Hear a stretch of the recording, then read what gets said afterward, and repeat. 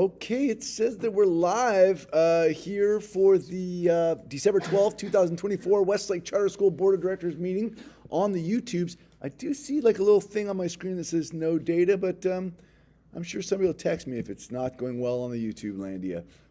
Hope, I think you have the floor. Okay, should I go ahead and do the advisement? I think you go for it. I think you We'll go buy for us it. a little time I for think we people might be to- live. I don't know. So welcome those of you who are watching on YouTube. Please know you can still make a public comment by emailing admin@westlakecharter.com. On the subject line, put the item which you want to comment on, and then please try to keep your full comment to 250 words or less. We will make every effort to read it in during the meeting, but if not, it will be made part of the minutes. With that, Amy, will you please take the roll? Yes. Hope, Here. Sean, Here. Josh, Here. Sally, Here. Amber, Here. Suzanne, Here. Nurali, Here. Amy. Good. Celebrations. One quick celebration. I did just get a text message from Jessica Block, and our mics sound amazing, and all the data is going through. Thanks, Mrs. Block. Celebrations. I'll start. I will celebrate that it is college application Whoop, whoop. season, which for all those who celebrate, which I guess this year would include our seniors. That's right. So, WCS. So congratulations and good luck and fingers crossed. Oh, there's a board slide later There's a on. slide Oh, later. there's a good slide. We got some good stuff coming up. Yep. Which way are we going? Steve or Sally? Sally. Hubba Bubba, what do you got? I would like to celebrate our community across the street of Rockmont. Oh, yeah. I had a meeting yesterday with two of the teachers I'm coaching, and I'm like, come get in my car. Let's have our meeting in the car. Yeah, let's go. We drove around Rockmont and had our meeting, and we just smiled the whole time. It was lovely. So Yeah, they got a great vibe going on over there for sure. I am going to celebrate. I'll do a two-part celebration. The first part is the opening of the lottery. I'm super excited. It's always the season where I'm like, I can't wait to see the next class. And Yeah. and especially as our high school graduation class is coming. And I haven't celebrated. The Niners won on Sunday. I don't know how the game is going to Feels like a jinx right now. But Ah. I know, but I had to celebrate Sunday's game because it's been a while since we had a good game, so I'm going to celebrate the whole. A-Dub, you playing? Yeah, I will celebrate happiness on our campus this week and leave it at that. There might be a little, yeah, that's right. Oh, you're being silly. Okay. Let's see. I would like to Gotta kill your celebrate. Oh, you were celebrating college acceptance. I'd like to celebrate a college graduation tomorrow at noon. My son Tyler is graduating from the Fire Academy at American River College with multiple certificates as a part of that Fire Academy program. And I'm just very proud of him. He's a Westlake Charter School alumni and then graduated from NP3 High School and ended up, found his way to the Fire Academy, and real proud of him. I'm going to go watch him walk a stage of sorts tomorrow. It's very exciting. Awesome. It's super cool. I want to celebrate my Westlake family. I mean, in the sense that as you get involved and you get engaged and you meet people, and if it wasn't for Westlake, I wouldn't have my best friend. I wouldn't have had a support network this week when I needed them most. And so I just wanted to celebrate all of you because people forget, I think, sometimes. It can be really hard to make friends as an adult. And it gets even harder when your kid leaves and you're suddenly alone, and then you have your Westlake family that feeds you and makes sure that you're taken care of. And so I just wanted to celebrate that. Yeah, I love that. I'll celebrate. There's been an Imagine Math competition Yeah. type of challenge going on this campus for the last, I don't know, few weeks. Okay. Yeah. So 3 of my kids got free dress, and I just, they always love free dress. But just that encouraging them and inspiring them to do some extra math work is fantastic. So I think it was very successful and just nice to see them excited about doing that. Love it. I want to celebrate our JV cross country team winning first at sectionals. My freshman was on that team. It was the first time she's ever run cross country, and she medaled, which was at sectionals, which was so exciting. But I'm so thankful for a high school campus and an environment where athletic kids can play more than one sport. That was her second sport, and she just joined the basketball team. Let's go. Which we laughed hysterically about, but they're doing a great job. She made 2 3-pointers the other night. Oh, nice. That's good. I don't think she's ever played basketball in her life. That's super cool. I'm glad to celebrate Chili Cook-Off. Yeah. It's just a great run event. I got to experience it from the other side of the table this year, and those kids are hustlers.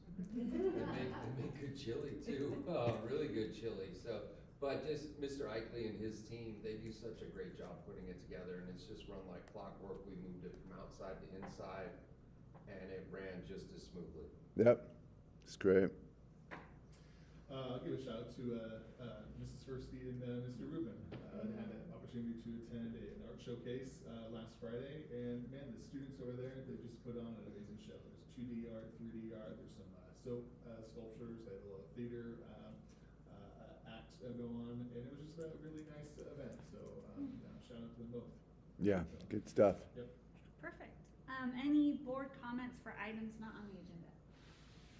Seeing none, do we have any public comments? I do not believe so, but I will check and stall for time. Seeing none. Okay. So next we'll do a report from Felix. I apologize to Felix. I missed putting his name on this agenda. Oh, that's But okay. We obviously know who Felix Flores is. That's right. And is- I know I've heard a rumor that he sent us a video. He did, and he apologized that he couldn't make it here tonight. I think he actually apologizes in the video, so I'll let him speak for himself. And Hi, Westlake Board. This is Felix Flores here. Unfortunately, I'm not able to make it to the board meeting tonight, but I'm there with y'all in spirit. I got to go to work this evening.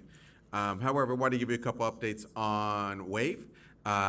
For the first time in my presidency, this is a little bit of a lull in the work, in the sense that we don't have a big festival or Olympic triathlon going on. So this actually has been a chance for me to take advantage of some planning and having some intentionality for what we want to do in the upcoming months/years for the work.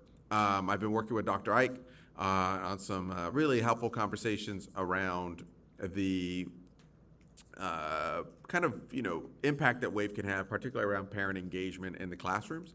And so I think WAVE will continue to have its commitment around fundraising and supporting the school financially. This will be a chance, I think, for he and I to construct with the support of the board, as well as maybe some stakeholders to help us out on where WAVE could actually be a stronger impact on the parent engagement, and particularly in the classroom. And so look for those meetings to have some to take place in potentially January, and then maybe some updates in the January, February board meetings itself. Along with that, then, I think we are going to be moving into 3 main events in the spring. That is April 5th, International Festival. April 20th, we are looking at WAVE elections, and then May 5th will be Staff Appreciation Week. So obviously, with all 3 of those, we are looking to, have board support and visibility around that. Particularly around the WAVE elections, I will plan on providing some information to families and parents about the positions here at WAVE, so that they can have some information and hopefully later interest in wanting to run to be part of the board. I will say, while it's been my honor to be WAVE president for the last few months, being a one-man show for the most part when it comes to events and engagement, could use some support here. So we're going to keep our eyes open still for this year, but want to definitely prepare us for success for next year as well. The other thing that I want to work on in the upcoming months is to work with Steve and Dr. Ike on the kind of business and financial commitment of WAVE. We offer $40,000 plus in our commitment to the school every year. Obviously, that is a small amount compared to the $10 million budget plus that Westlake has. However, we want to make sure that we are using both our fundraising energy as well as our parent labor hours in the most effective ways to be able to support the school. And so what that hopes to look like is potentially kind of a recommitment of what WAVE's financial support looks like for the school, creating maybe an MOU and understanding what that could look like, and then obviously combine that with what we're talking about earlier with parent engagement. That's about it for us for WAVE at this point. If you have any questions, I'm always a cell phone call or email away. You can reach me at wavewcs@gmail.com. I always appreciate your support. If you have any questions or would like to collaborate more, I'm always here for that. Thank you so much. okay, thank you, Felix. I'll go back to the Yep, agenda. and while John jumps back over, I neglected to check in with Ms. Cahigas at the high school. So is there anyone at the high school who wants to make a public comment? There are no public comments at the high school. Perfect. Thank you, Ashley. Sorry for the delay. Oh, it's okay. No worries. Thanks, Cahigas. With that brings us to charter impact. And John, will you take that report? Yeah, we had a fantastic Charter Impact Committee meeting. Our impact team, as you'll see in the committee goals when we get there, they're really working on creating a kind of a strategic plan to get from where we are to charter reauthorization. And so we had a report presented by one of our committee members who did a lot of research on like, what is charter reauthorization and what's the high track, what's the medium track, and what's the low track, and how do you get from one to the other? And so it was a really informative meeting for the team, and the team they're small but mighty. We've heard that language before, but the team really has some aspirational goals to really document like where are we, what's our current reality, what's our desired state for reauthorization, and how can we monitor that along the way through all the different indicators that are required for reauthorization. So it was a good meeting. It could have been longer. We just keep running out of time. Josh, in development. Well, this year we didn't do a chili cook-off booth. We just didn't have the people power. But we were still present and roaming around and supporting the kids. We meet on Monday. We just wrapped up Giving Tuesday, and we'll, kind of finish out the year and focus on the events coming up. Perfect. Sean, finance. So our last finance meeting, we went over first quarter, which is on the agenda for the board for tonight. And we meet again next week before break. Everyone meets next week. So for governments, I cannot talk. Bye-bye. Blah, blah, blah, blah, which met this evening. We did vote to recommend appointment of Sapphire Art to the board of directors. So that item will come up on consent. We also reviewed two policies, the uniform complaint policy and the suicide prevention policy, both of which will come back to the board in January. We have a heavy slate of policies coming up. So lots to come from this particular committee, as well as discussion around board and executive director goals, which is on later tonight. With that, I will kick it to you, Dr. Ike, for your report. Okay. Well, let's do that then. I got about 116 slides. Just kidding. Maybe only 60. See, if you double it, it feels real good when you get down to 60. There's Felix. Hi, Felix. You did a great job. Let's jump into this board meeting. We will start with celebrations. We will go through strategic actions, and we'll end in updates. And then I have some slides for our later discussion and action items as well. Just going to kick off our first ever Westlake Charter High School robotics team traveled to my hometown of Sunnyvale, and they got to compete against 16 other Northern California robotics teams. And we didn't place 16th, but we didn't place first either. But we felt great about what is the name of the team? The Metal Benders. They built that robot that bends some metal, and they already brought it back home and started tearing it down and have grand visions on how to reconstruct it for our next competition. Kids did great. The team's led by Ramon Paredes, our STEM teacher, and he is absolutely a find. He's a gold mine. I mean, we hired him a couple years ago, and we knew he'd be great, and look at what he is doing. He's got our kids rocking a robotics team that's out there competing, and the kids are fired up, and he's a gift. That guy's phenomenal. I hope you all get a chance to meet him sometime. I'd also like to celebrate just a little bit of WASC success. You know that we have our WASC full site visit coming up in the spring, but WASC has completed our WASC accreditation for this particular year. Why is that so incredibly important? Well, because we're all sending off college applications right now, and unless our transcripts are accredited, then those applications fall through. So we are fully accredited as a 912, and then after our site visitation in the spring, we'll determine whether or not we get a 3-year extension of that accreditation, a 6-year with mid-review, or a full 6, and those are the options. So we're just really looking forward to it, and really excited that we're crossing our T's and dotting our I's to making sure that our applications are valid.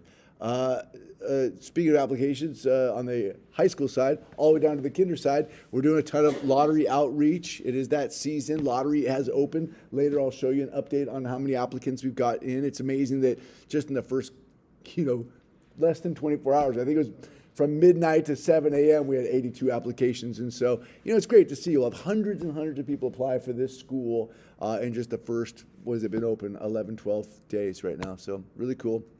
This slide is really special. So we've been applying for college. Our counselors have been helping. Our students have been writing notes where you apparently write notes in 2024, which is on your phone.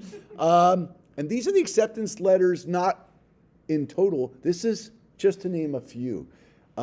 Clark Atlanta University, Penn State, Cal State Sacramento, UNLV, Boise State Honors College, whoop whoop, University of Portland, Rutgers College, Santa Clara University, we had twins who both got in there, San Francisco State, Cal State Sonoma State, Channel Islands, East Bay, California North State University, LaSalle University, Lane College, Howard University, Grambling State University, University of Pacific, Cal Poly, Humboldt, University of San Francisco, just to name a few. This is not our entire list, but this was like us preparing for a board meeting, and I was like, hey guys, I think I got these ones. And Lila's like, oh, we got, and I said, oh, we got to go pull the counselors list, but they were already gone for the night. So the counselors have a summative list, but look at that. Like, come on. We are a fourth-year high school with nearly 500 students enrolled in it.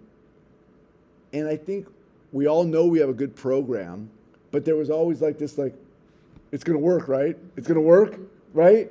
It's working.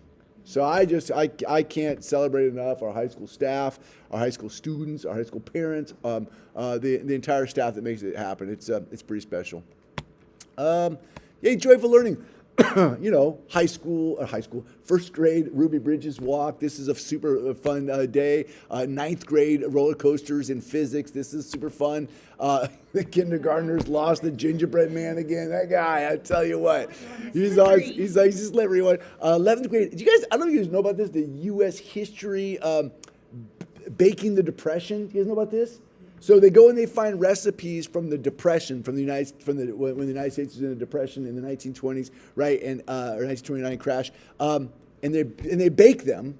So they're baking like cakes with water and flour, but no sugar, and they're baking. Somebody brought in a recipe. I wish I could remember right now. And they're eating them. So they're baking food that was made during the Depression when everybody was rationing. And they're starting to recognize, man, this is not as good as a like Costco Kirkland brand granola bar, which I've ate 13 of today because I'm a sophomore at high school, right? So like, it's a really cool opportunity to walk a mile in the shoes of somebody who's in the Depression and to recognize, oh man, I got it pretty good living down the street from Costco. Yeah, it's good. It's good. And of course, second grade, off to Soilborn Farms was a fantastic field lesson. One of our administrators has a child at that grade level and came back and was like, that was the best field lesson ever. So it's great. I love all the joyful learning opportunities here. Obviously, the chili cook-off. I love you recognizing the right side of this slide. I think Eichley and Ho spoke all day in class into these imaginary microphones, which were the golden spoons, because they teach 8th graders, but they're 7th grade advisors. And 7th grade won the golden spoon, so they're like, what's that 8th grade? I couldn't hear you. You didn't win. It was a little snarky, but obviously totally middle school appropriate. We love it. When is the last time Roland did I don't know that's ever happened. I don't know that Roland. He's in the Eichley Army. I don't know what he's calling them right now, but they are like. Yeah, they're a force. They're a force. My chili was on that table. Secret recipe. It was only 8 votes. Yeah. Bro. Yeah. It was only 8 votes. 6th grade's coming. Yeah, bring it. Coming hard. Bring it. Bring it. Bring your little crock pot, put it right here.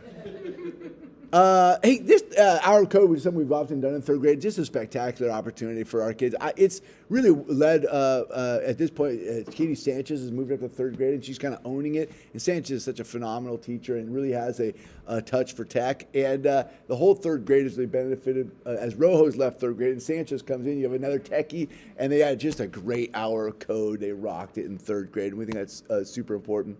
I don't know if you caught this construction project at Chili Cook-Off. A bunch of our kids built out, our Everest shield there out of cans that were donated, and we had one of our biggest hauls ever for Joey's Food Locker. It's hard to see, but that back of that truck is absolutely filled wall to wall with food donations. So big shout out to our community for donating. This is pretty awesome right here. You want to walk us through this one, Suzanne? You want to take this celebration? What do you got? What's this all about?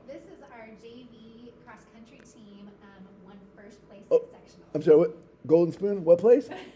First place! First place at sectionals. It was Yeah. so exciting. They did great. Placed first. I think we had first. Yeah, I think Lila on the far Lila right was took first, right? Yes. Maybe fifth or sixth and eighth, and the girls were amazing. And so if you take a look at these 33 cross-country runners, last year we only had 13 cross-country runners, and I think we only had 3 girls.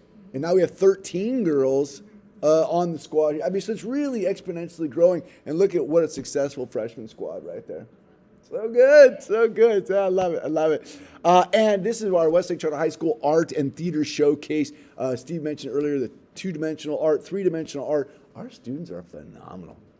Like, I know you know that, but I'm telling you, like, our students who come here K-8 and then go to high school and work with Ms. Firsty, our art is phenomenal, and our Black Box Theater was on fire this evening with a one-act performance. Yeah, really good stuff. There's our fearless leaders, Brandon Rubin, Alexis Firsty, our teachers, our VAPA department, Visual Performing Arts department right there at the high school. So that's great stuff. I will dive out of celebrations and directly into strategic actions. I want to talk about a little governance support from CSDC, which is the Charter School Development Center, and also I want to talk about monitoring the California School Dashboard. And there's Mrs. Sanchez prepping for the hour of code right there. Governance support. I think in this last, you echo it, correct me if I'm wrong, but I feel like in this last 2 years, we've seen more ledge come out from under the dome that's affected schools than we did in the previous 3 years. Because when we hit the pandemic, I think ledge slowed down. I don't think they stopped producing. I think it just held on. And then we've been flooded with new policy updates and things like that. So as a governance team, we would like to lean on somebody who's really got their eye on what's going on. So the Charter School Development Center is preparing a 2025 version of the following: a governing board policy checklist, which makes it super easy to go, have you updated these policies for 2025? An annual notice checklist. Have you put out your annual notices into your family handbook, onto your website, appropriately placed where they are? And that's all directed by legislation. Web postings as well.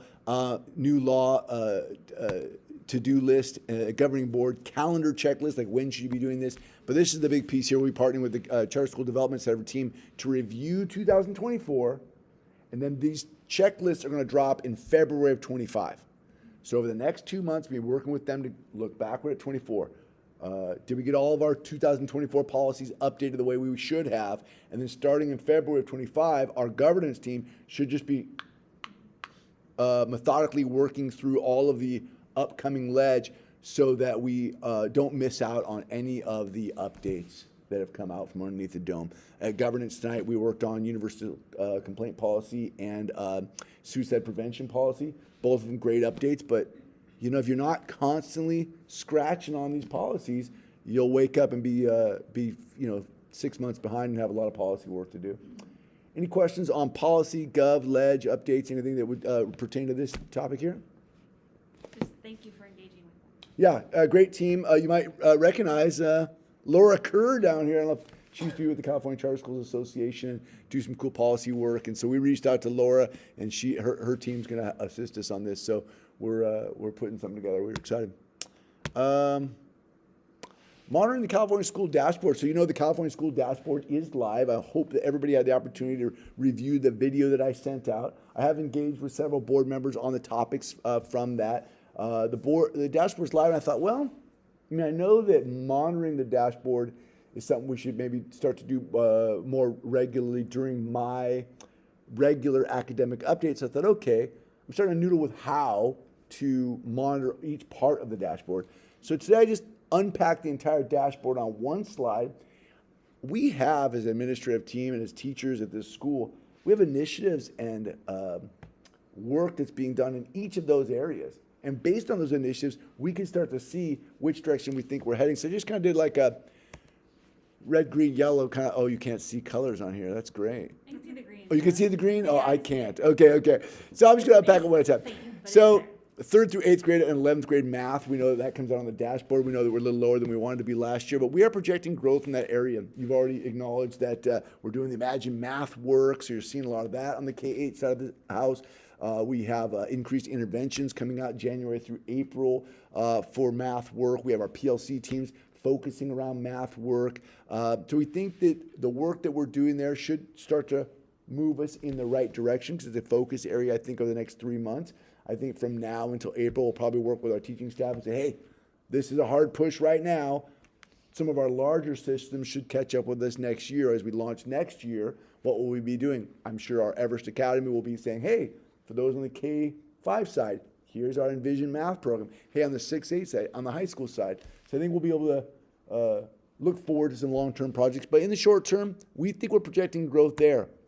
On the ELA side of the house, I'm projecting flat. I'm even worried about a slight decrease, which is funny because we have double the amount of Tier 2 intervention happening in phonics than we've ever had in the history of the school. We have more work going in, and I'm looking at NWA scores and going, I'm projecting flat, hopefully not a decrease. Partly, though, we all decided together to build that high school, and we thought high school was really going to impact our scores, and it didn't in year one, per se, because I think that first 11th grade cohort scored really high in English language arts. I mean, look where they all just got into college. So our ELA scores this year may have been propped up a little bit by the 11th grade scores from last year because their SAT scores, the 11th grade, those guys killed. So I look at this year's 11th grade cohort, and they're amazing and intelligent, but I just don't think they perform as high in ELA as last year's cohort. Well, could one cohort bring us down? Well, if the rest of us are flat, it's possible we come down slightly. Hey, maybe that doesn't happen. We'll continue to track it. We have winter NWA coming up soon, January. So we think we'll have a better idea about these indicators in the next month. But that's where I wanted to come back after the dashboard coming out. I wanted you to see what I see. The LP is a bit of a success story. We have designated ELD happening in ways that we've never done before at the high school and at the middle school and elementary. We have many of our teachers re-engaging in GLAD training, and then at 6-12 in QTEL training. So a lot of work happening on this side. So we see projected growth in LP, which are English language proficiency indicator. Science, we're projecting a good initial report. Remember, we haven't seen a science score yet in a way that's really reportable. So we think we'll see it this year, and we're expecting a good initial report. College and career, we're projecting a very strong first report. As we will recall, college and career is you have to check one of these 8 boxes, or 2 of these 8 boxes. Well, all of our graduates will have all A to G, and will have taken 1 college course. So theoretically, we will have 100% of our students meet college and career, but here's the dashboard, right? You'll be blue or green, which will feel great for like 5 minutes. But next year, we already know of 3 of our students who are served by our Student Support Services program who are on a non-diploma track, right? Because of their individualized education plan, they're on an alternate diploma track. Well, so they won't ring that bell. Well, what happens when 3 of 112 don't ring that bell is our percentage goes from 100 to something else, and then does that slight decrease go from blue down to yellow? We'll see, right? And so is the roller coaster of the dashboard, but that will be a very strong first indicator. Under school climate, suspension rate looks flat. I say possible slight increase because we now have 500 500 high schoolers, right? And that's where you're going to see more suspension if you're going to see it at all. Now, our high school has a phenomenal team who utilizes restorative practices, but if you're going to see an increase in suspension rate, I wonder if it's not from high school. I'm seeing more restorative practices at the K-8 this year. So maybe it'll actually invert, balance out, and instead of projecting flat, we'll see a decrease in suspension rate. But it's a little early in the year right now, so I'll come back and give you an update on that. Academic engagement, graduation rate, again, we are projecting a very strong graduation rate. And chronic absenteeism, I put projecting flat, slight decrease, but I put it green because a decrease in that is actually a good thing, remember? So a slight decrease. We're seeing our attendance rate kind of flat, 94.5% to 94.5% year over year, last year versus this year. But inside that 94.5, we might see a slight decrease in chronic absenteeism. But again, we're just walking into flu season now, man. So we'll see. You jinxed it. Yeah. So it's tough. It's maybe a little early for my predictions, but I just felt like coming off the dashboard, just being public, I'd give you a heads up on where I think we are. Any questions, thoughts, or concerns there? Yeah. Cool. Let's dive into some updates. I've got the family survey results, CSSP update, Silicon Schools update, and lottery and outreach update. And everybody know who these guys are? Esports superstars, come on. Yeah, there we go. Esports is rocking it. Let's dive into family survey results. Remember we used to call them parent survey results. Kind of evolved as an equitable organization, called them family survey results for the last several years. Recognize we have 5 questions that we ask, the same 5 questions every year. We ask on a scale of 1 to 10, 10 being the best, how do you feel about our performance in this area? Then we ask a second question, and we go, hey, how could we do better? And remember, we do that because if you go to a restaurant and the waiter goes, how's your food? You're going to go, it's fine. If the waiter goes, hey, how could that food be better? You're going to go, it's a little salty.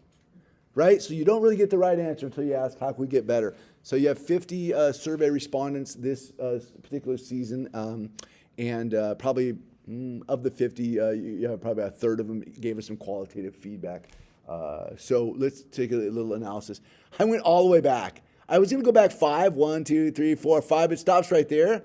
And these were higher performing years, so I just left them on there because I wanted us to recognize that, like, back here, we were in the 9s, and now, we've dropped.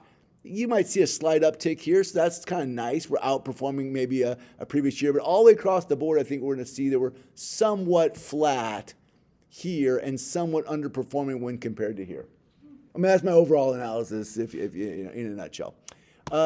So let's take a look. I just think it's interesting to visualize this question. How would you rate Westlake's openness to innovation and willingness to continually improve? You could remove some outlier data and be like, oh, this person's just, kind of tanking you when you see that many people in the 10.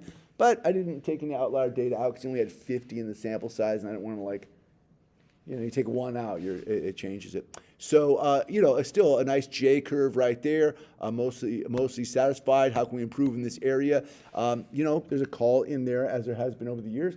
Man, we sure would like to see you guys do something for my gate kiddo. And I heard it more than once, and so I added it in here. So when I do this qualitative analysis, if you're out there in YouTube landia and you're like, my comment didn't make it. Well, I only put comments up there that were echoed more than once or a couple of times. Because if I put every comment, we'd be up here reading 25 comments.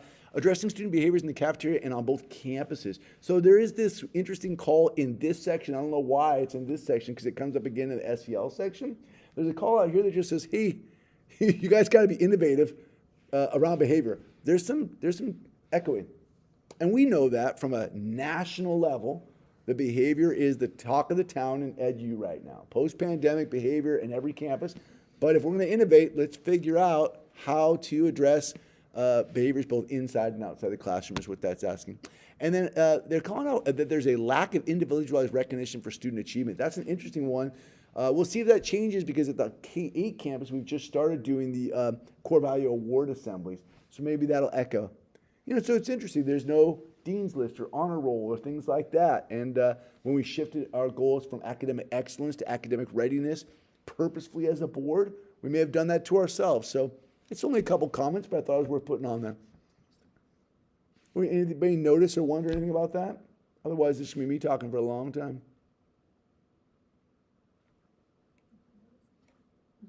Yeah. All right, cool. Chime in if you will.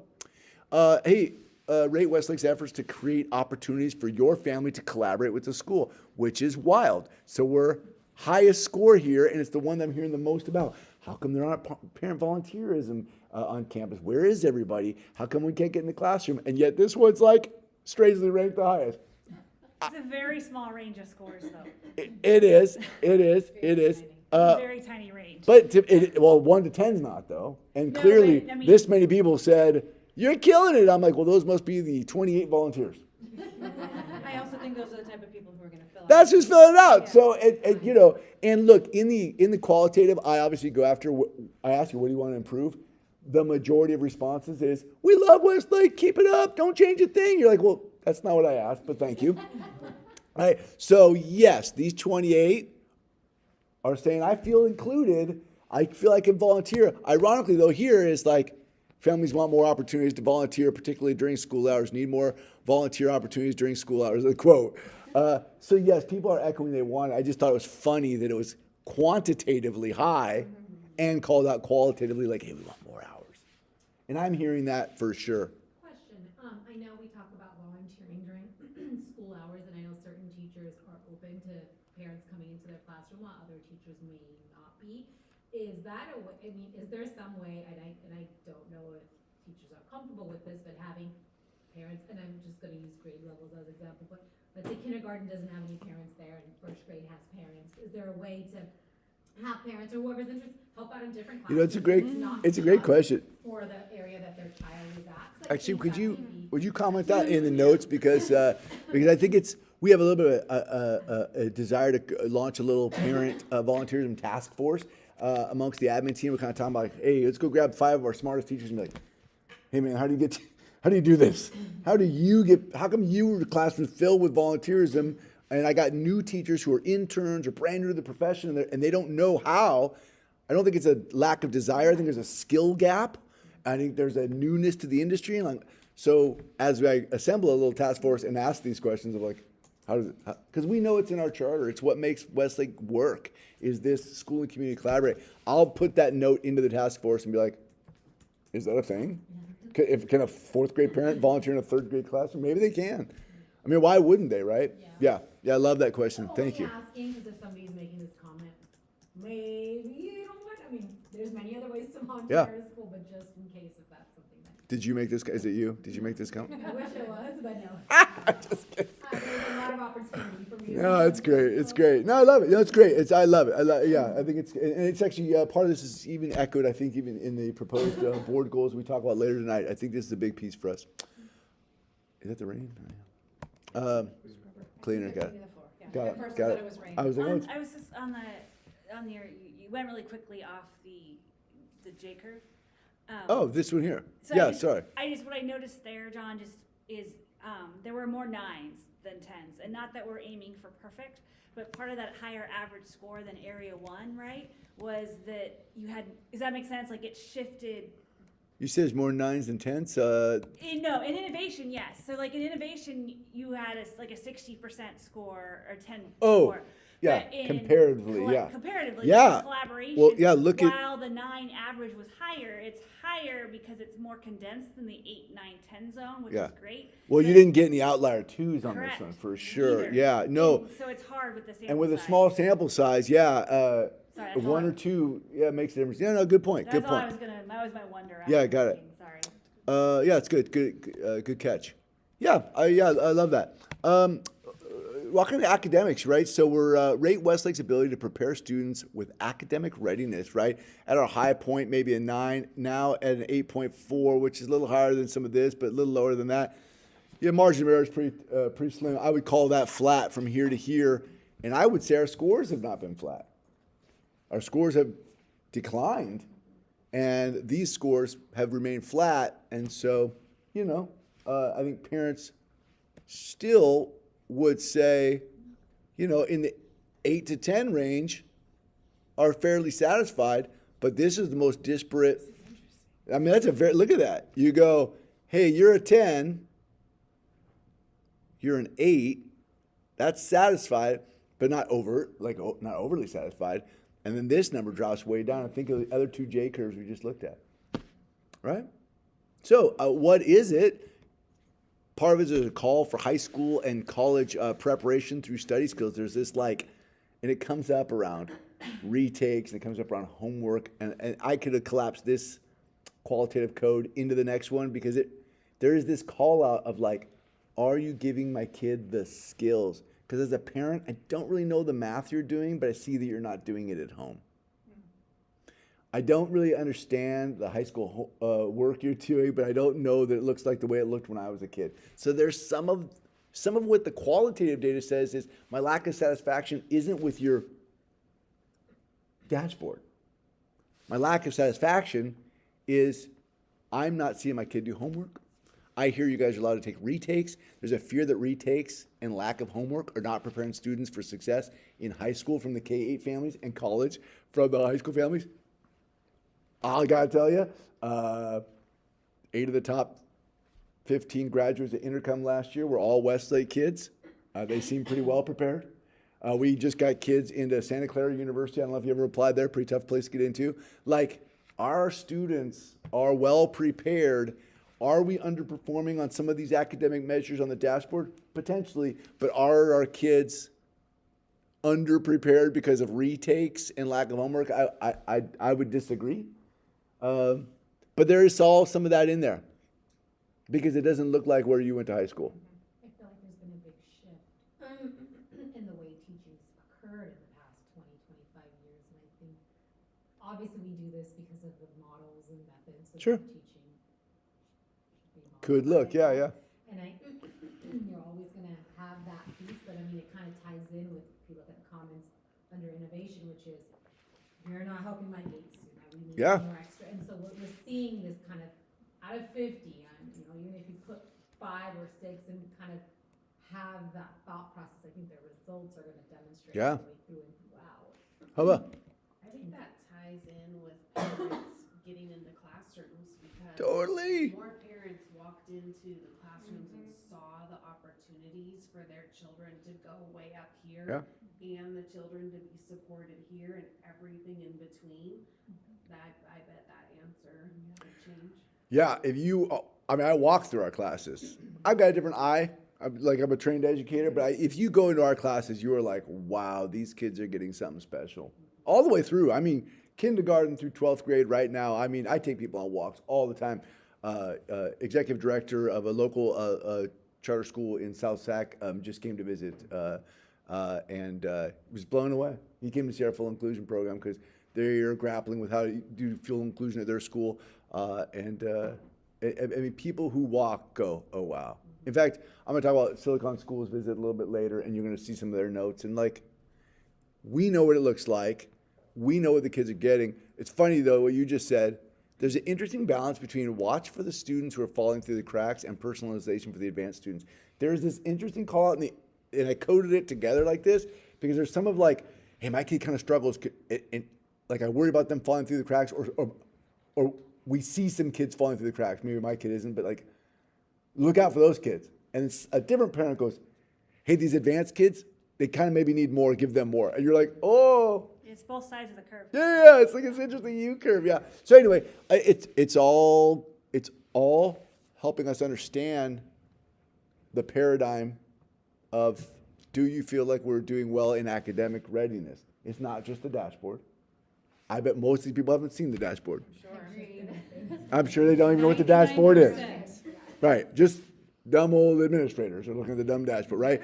Yeah, I'm like, oh, dumb dashboard. Really, I agree. Get in the classroom, see what our teachers are doing. That's what Westlake's really all about. Well, it just feels faster. Yeah, And I wonder if it's time to do some discussions. We're getting some word. Everybody pull your microphone in as you talk. We're getting some quiet mics out there. Okay, around readiness, right? Yeah. We were very intentional when we picked it, but there's been a lot of change. It's been a number of years, so maybe there is some education around what was meant by that, or is meant by this question. Additionally, I think this is one of those areas, and I mentioned it to you already, where social media isn't helping. Because, parents of juniors and seniors or recent grads are seeing some very odd posts about their kids hitting college unable to read a book. Oh, Right. Like it's sort of everywhere. Like it's still in my feed constantly, and I'm through this piece of it. And so I wonder if this is just not another example of sort of fears being driven by social media. Well, we do know that fear drives the algorithm on social media, and that schools are an easy target, because if you don't have a child in school, you know someone who does. And so if you want to go viral on a post attacking the school, is a good way to do it. And we know that teachers are under attack in America, and not physically, I mean in social media. It's so prevalent that people are easy to tweet or to post and degrade the public school system, and you're like, I don't know, you know. So I look at that and say, I don't think that's what's driving this. I think these are really people who are like, hey, I want my kid to get more advanced preparation. But I do know that we are fighting against a tide of for me, social that media. really, I only mean that towards the second bullet of these 3 bullets, right? Like, Yeah, that one just, yeah. you kind of feed this idea of, well, okay, my kid can read a book, but can they, like, if they know a test is the only test they're taking, like, Yeah. do they know they don't get to retake it in college? And sometimes you do, like, it just depends. And that, you know, having gone through it, it is a different transition to that, but, you know, so is adulthood. I wonder too, once that, you know, the word gets out of all of our seniors that are getting I do into too. colleges and doing well, like then parents will start to realize, oh, it's fine. Everybody's gonna be okay. I actually, from a brand recognition standpoint, I do wonder if we shouldn't, you know, skywrite the colleges our kids have gotten into, because then you're like, hey, rate Westlake's ability to prepare students with academic readiness. Santa Clara University, right? Yeah. And again, not to skirt the issue that, like, hey, I think we do need to do all the things on the screen to make sure people feel informed. But yeah, I think recognizing how many really high quality institutions our kids got into.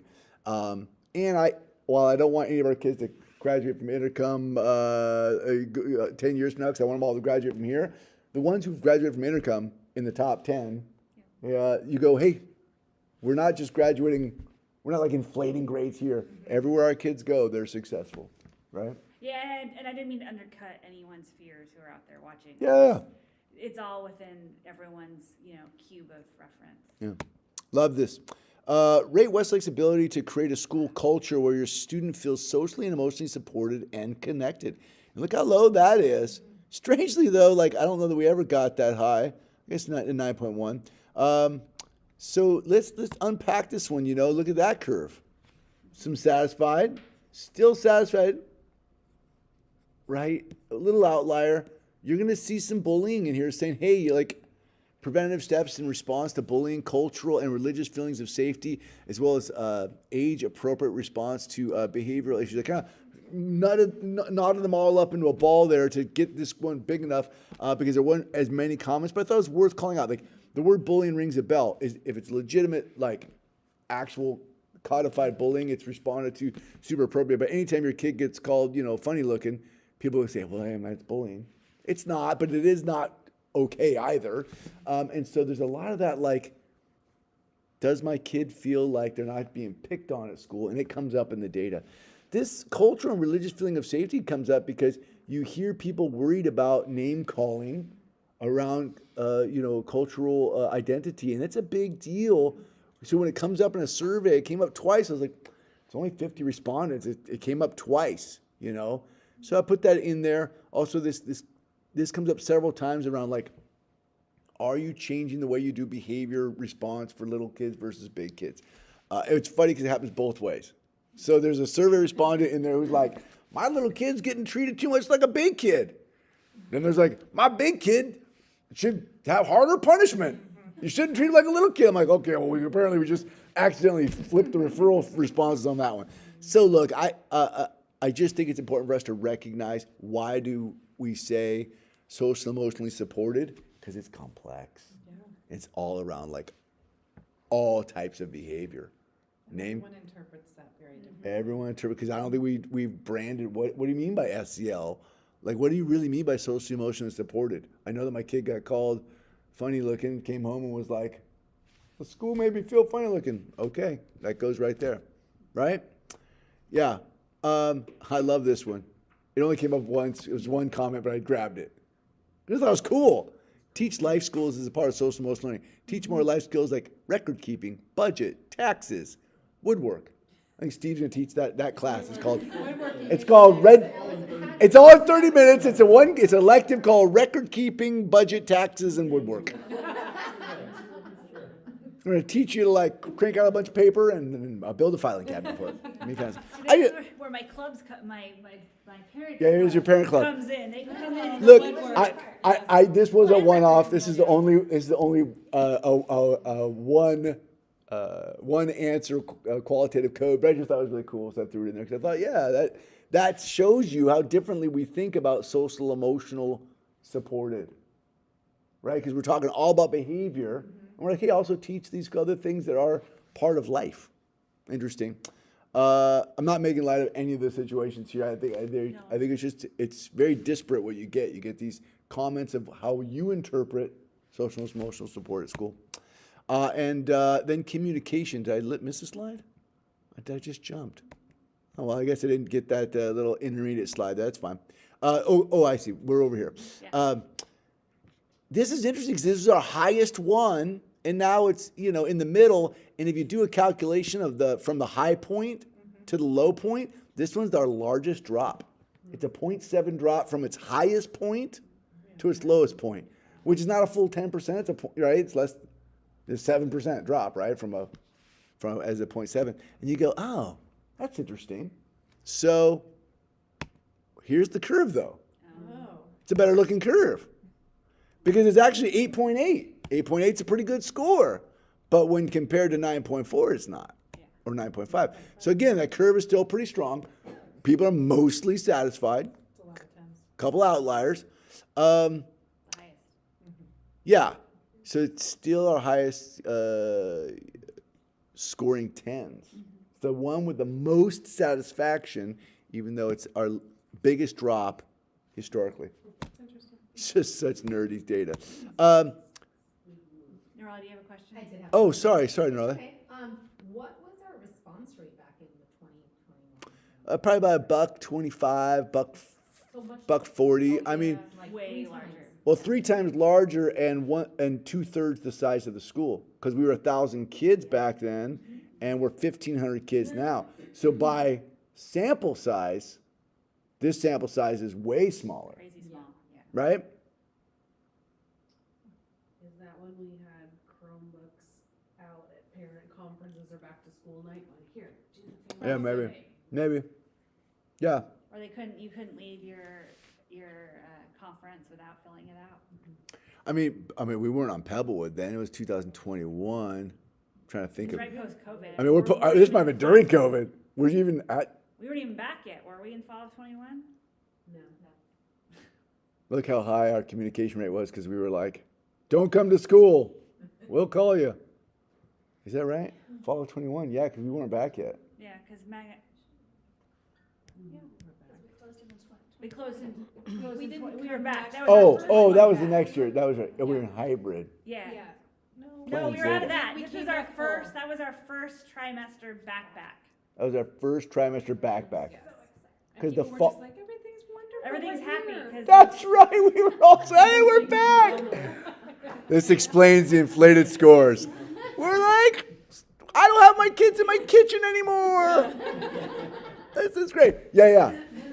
Oh, yeah. I guess I tracked that wrong. Yeah. You're right. Was this last spring the first spring we did it? No. I think it's the first spring I reported it in a while. Okay, just checking. Yeah, I think I didn't report it the previous year, so I didn't include it because I hadn't said it out loud to you. I didn't want to give you data you hadn't seen before. No, it's totally fine. I just want to Yeah. make sure that my Because brain wasn't. back prior to this, if you go back further, you get a lot of spring reporting. Yeah. Okay. But as you can see by the length of these slides, maybe I cut them out for a reason. Limited communication about classroom-specific issues. Weird that this comes up a lot because it's not my radar at all, and maybe it should be. It's like people felt like we could have done better by telling us what's happening in the classroom. And I think, again, what do you think they're talking about?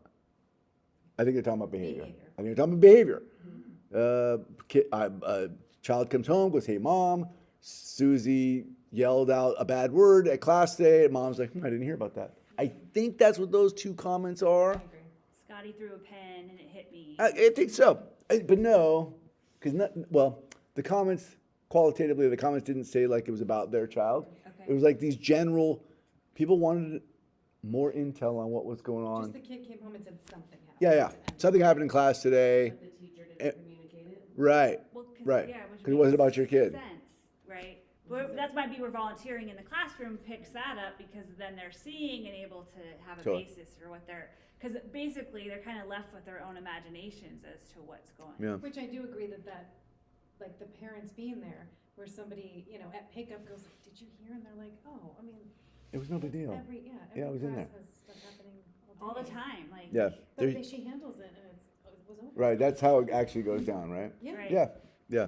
Was it like concern, when the word issues, is it like concerns people had, or people just like, oh, I don't know what's going on in the classrooms? No, these were like regarding like issues. Yeah. Right. Kid yelled out a bad word. My kid told me about it, but the teacher didn't. It's like, well, why would the teacher tell you that? But you wouldn't know that. That's why I'm Also just, the kid version. There's also the kid version. and it's hard to tell what issues is. But in the teach, Like, I and, don't and mean to- I think in the parents' defense, though, yeah, they're like, my kid said there was an issue because Susie yelled this thing out, And that might feel like a big.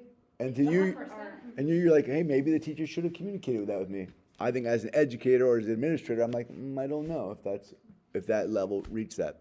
Vacuums, it's just, I feel like Yeah. it's an information vacuum in some ways. But again, I think, I don't know, if you're looking for ways to improve communication, ensuring that two-way teacher-parent communication is super strong. Yeah. So that if I thought there was an issue in class today, I'd reach out to you and you'd respond to me. Maybe, I don't know. If I'm volunteering in class often, And I'll just go I'm like, super "Hey, connected. I'm like, hey, They said this was a big deal. yeah, So, right. And then this is interesting, and I'll just put it up here and call it out on admin side of the house. It's consistency of messaging for key events, academic community events. And this is around like some missed posted athletics dates that changed. Boom, oh, this is on this day and it was changed to this day. And then like a couple of high school events that we were like, hey, it's happening at 7 o'clock. Oh, just kidding, it's at 6:30, and it got changed late. And so there's just a couple of like, hey, make sure. I think as we've gotten bigger, and we are now 2 communication teams. I think we pretended for the first 2 years that we were 1 communication team, K-12, and we're like, oh, we're too big. Yep. So we're going through some of those growing pains. I think that's normal. So there you go. What other ways could Westlake Charter School improve? And we heard there's a strong desire for a permanent high school. Did you guys, anybody, is that surprising? It comes up so much. We're like, we know. Thank you. Yeah, it's great. It's great. Requests for enhanced sports facilities and programs. Quote, offer track and field in the spring as an inclusive sport and expand sports programs like baseball and softball. I love this comment because it's made from such a great place, Yes. but it is made by people a lot. And I don't think what it recognizes is that, like, we can do anything we want, we can't do everything we want. I think we spend over $200,000 on sports as it is right now.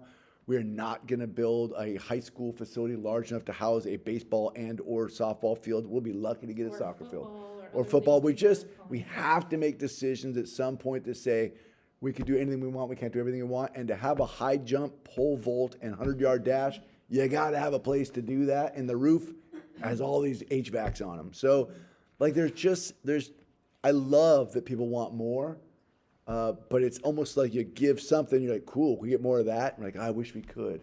But I think at some level there's like this, well, if you want to play football, we're probably not that school. But robotics is awesome. You should come check us out. But there's a lot of other opportunities. Totally. Concerns about addressing inappropriate behavior, including at recess. I just put it up because you saw it on innovation, SEL. It actually came up in the academic area, but didn't make the qualitative code. And you see it for sure. Behavior is everyone's topic of conversation. And suggestions for healthier food options, which comes up every time. And food's is an interesting deal, so it comes up. I laugh about food because my daughter Hot dog, I love As a it. vegetarian, she raves about it and talks about it with family that we have in Roseville, Folsom, and she believes we have the best food. I love. I'm gonna And interview her. It's just, you know, I mean, the fact that we do have all these options. Yeah. That's great. That's great to hear. I truly do, and hearing other things, so. Yeah.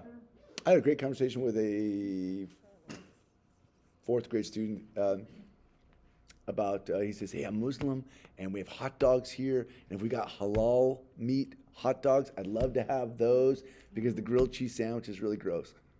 And he says, Muslim students, you know, when I was getting the grilled cheese, it's not great. I said, hey, man, who's your teacher? He said, Miss Carey. I said, let's get together her. You craft that as an email to me and I'll see what I can do. And so, I don't know. I don't know if I can or not get halal meat hot dogs, but if I could, man, that'd be a win. That'd be a win for that kid. So, any questions, thoughts, or concerns about our family survey? I know that was long, but I think it's worth hearing what our families are saying.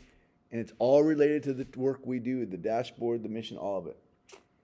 The last comment about the hot dogs. Yeah. That might be something to discuss with WAVE too, like going into the international festival. Like, in trying to be culturally inclusive, like in my memory, I can't think of us ever doing or engaging in that type of conversation. But maybe if and we may not be able to offer it in the cafeteria at lunch, but if we can create a situation where he can still get that hot dog at an event, it might be pretty nice. Well, I might just go out and buy him one if we I can't know go to you the will, cafeteria. but you But, can, like, it but might be interesting. I mean, hey, look, Tony Unified School District, who provides our food services, I mean, prides itself like we do in the diversity of the community, and I just would have to imagine that addressing that need for the community, we'll throw up the flagpole, see what happens. No, I think it'd be huge, and I was just thinking of another way we could maybe, you know, to my own lack of insight, I hadn't considered it for like chili cook-off or international festival, and so I'd like to take that comment and I love it. and run with that. I forgot there was one more. I apologize. I thought that was the last bullet point. Support working parents such as BASE. This is a one-off, and I did include it because I thought it was a good reminder for us that the reason we need diversity in this boardroom is because it's diversity of thought, cultural, ethnic, racial, linguistic, neurodiversity, but socioeconomic diversity is really important. In our working parents need support, such as BASE services during holiday breaks, which we have gone away from because it is an expenditure that ends up, we don't get enough people enrolled in it. But I want to put on the screen so that we remind ourselves that we should always be open to, like, do you need it open or not? Let's keep surveying. Let's keep asking. Do you need us to be open? And if we don't hear responses, then maybe we don't open. But this person certainly would benefit from it. So And that's an enormous amount of stress. totally. Totally. I always think of it with teacher work days, which Yeah. I support, but they're odd days, and so I always worry about those. I think we got a microphone problem. Sorry, if everybody leans in when you talk. Sorry, we're just hearing I just- from our vast audience. Can they hear me? They can hear you. Sha-la-la-la. Maybe Okay. you're right up against But it. yeah, so, sorry. Go ahead, Nolly. Is there a way, I'm thinking of like summer camps and things like that, if we need to evaluate whether the cost effectiveness is an option, is there something that we can do months in advance where it's like commitment of enrolling and then being able to assess that as we get? Yeah, you can do closer? more of a subscription model, something like that. Or, I mean, just for these holidays, at least to get a window, maybe 1 year we'll have, 10, we may actually have enough to be able Yeah. to support staff for that. They- Let's ask, Antonio's doing a great job out there. Any way I can think about it, but just like an assessment of some sort at these major holidays that we think Yeah. are harder for folks to get Yeah. time off. Spring break is what I'm thinking. Yeah, it's tough if it becomes a situation where, you look back at the budget post and go, hey, that cost us, $16,000 of going into the red, and you go, where else might you spend $16,000? And then you do it 4 breaks a year, and you go, oops, that's 80 grand. It starts to add. So, but it's worth saying to our base team, and let's make a note for Antonio, like, hey, he's doing a phenomenal job out there, our new base coordinator out there. He's doing great work. Let's start to investigate. How could we start to look farther into the future and get people committed so we could stay open? Yeah, so I think we could certainly survey. So in years past, it also depends on when the holiday falls. Yeah. Right? So when we were open over winter breaks and things like that in the past, like say Christmas is on a Wednesday, you get like really poor attendance So it was on the Friday. Monday would be great. Tuesday, okay. Wednesday, Yeah. almost non-existent. So it just kind of ebbs and flows a little bit too. But Yeah. we can certainly do some survey work on that. Yeah. That's good. And then my second comment was really just the number of responses we got. We got 50. We talked about in 2021 we got 100 plus. Is there something we can do to encourage more?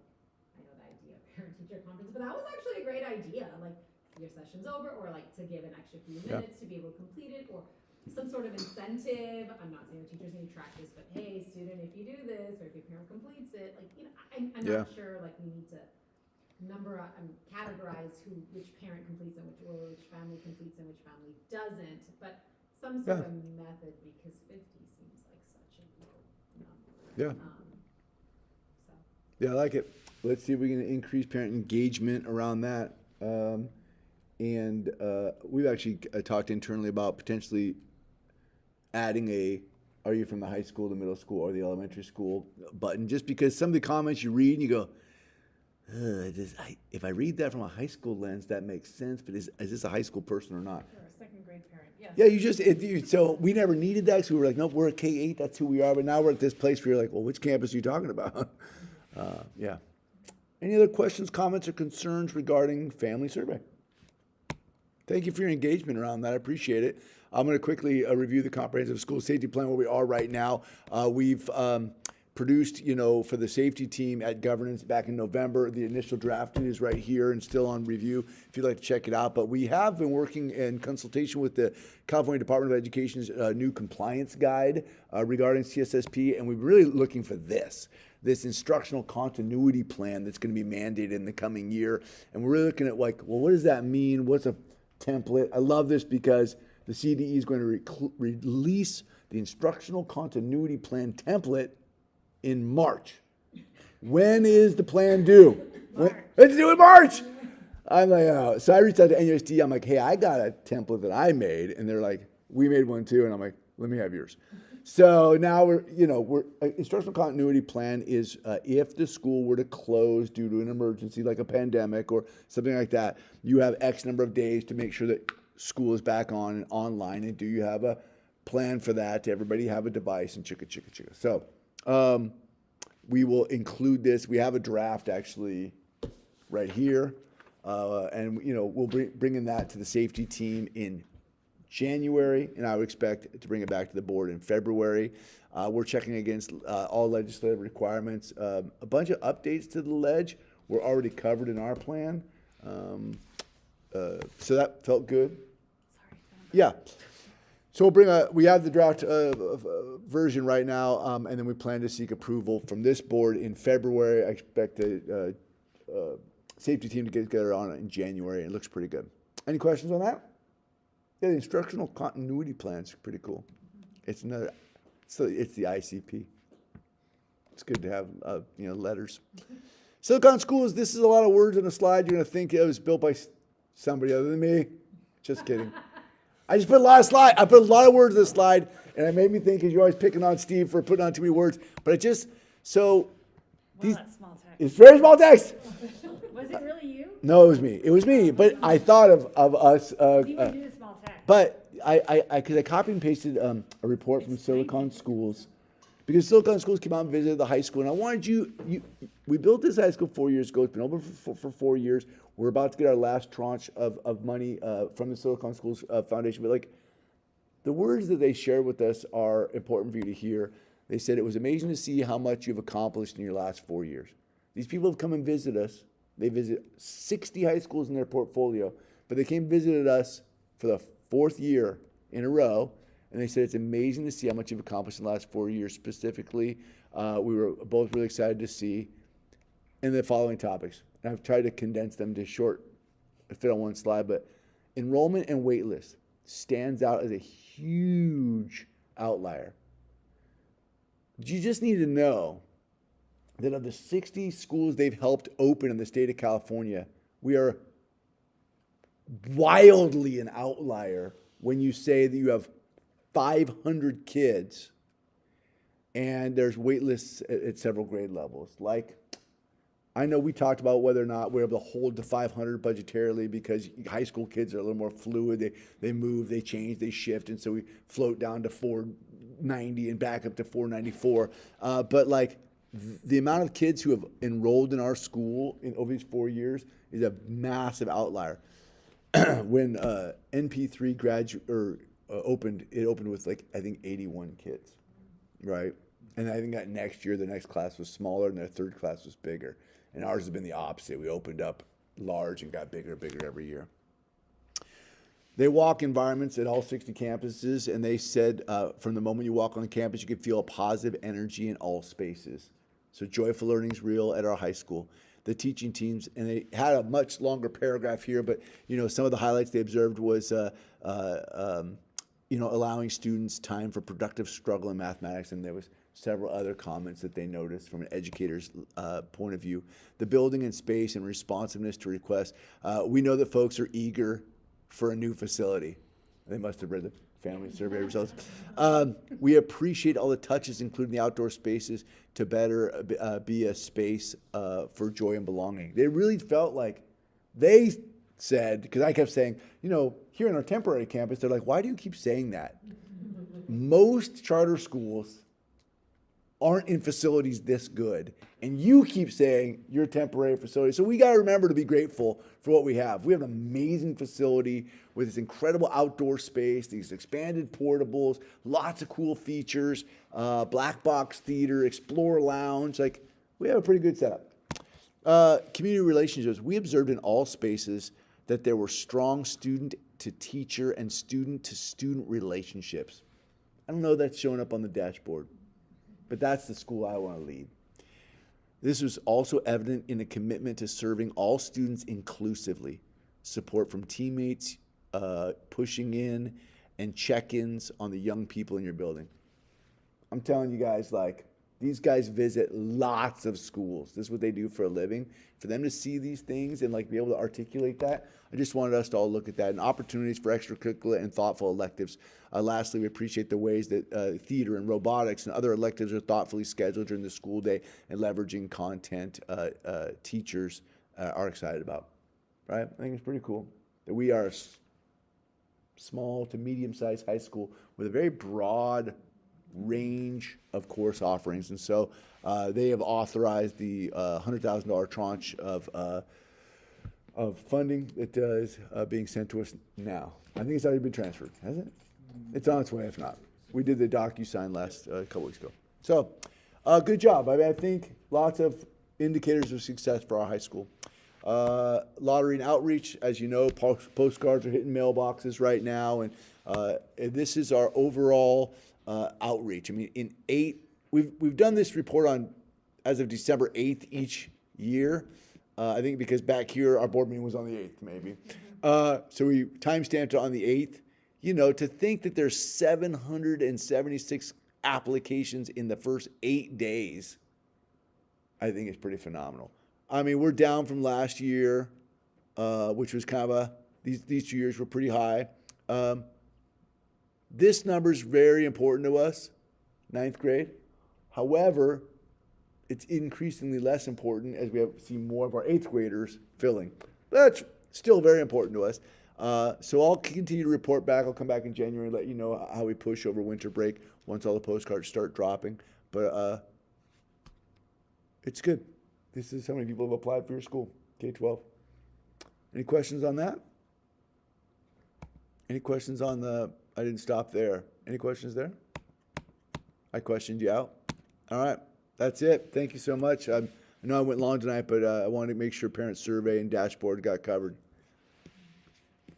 John, will you just check for public comments? Sure. Let me go over here. Bring home milk and eggs. Oh, that's for me. Nope. No public comments. Okay, that brings us to our consent agenda. We have 3 items on tonight. I'm happy to take any questions or a motion to approve. I'll move. I just want to comment on item B to Steve and his team. I always look for, see if there are any findings, just to make sure they spelled none noted correctly. But it shouldn't be overlooked that there's never any findings. They always have great remarks in regards to that, so thank you for that. Appreciate it. Well done. Effort of it. Thank you. I'll second. Thank you. And Amy's Oh. not here. I'll do the roll call. Well, it'll be on YouTube. She can see it. Everybody, so just go in order. Here we go. So, yes. Hope. That was your yes, huh? That's my yes, and then Sean, Yes. Josh, Yes. Yes. Sally Hubbard. I was translating. Amber. Husted, Yes. Suzanne, Yes. Nurali, Yes. and Amy Rice. Absent. Okay. You're gonna talk longer. I'm running out of things to So say. now Steve's up. Okay. Now we do have time. I'll do the clicky clicks. Let's pick on Steve night. Okay. Sorry. One time. Yes, sir. I forgot the clicker, so yep. Perfect. There we go. And one more. There we go. So we're gonna look at a couple things tonight. One, just talk about some budget timelines, and also dig into the first interim a little bit too. Hopefully you've gone through the brief a little bit, and then the budget as well. But if we look at the budget timelines, the green is kind of hard to see up on the screen. It is, yeah. Have to change that. Green. So, yeah, the first interim line is highlighted, as is the financial audit. They're slightly green up there. But you can see these are two items that need to be approved by December 15th, so we are right on target for each one of those.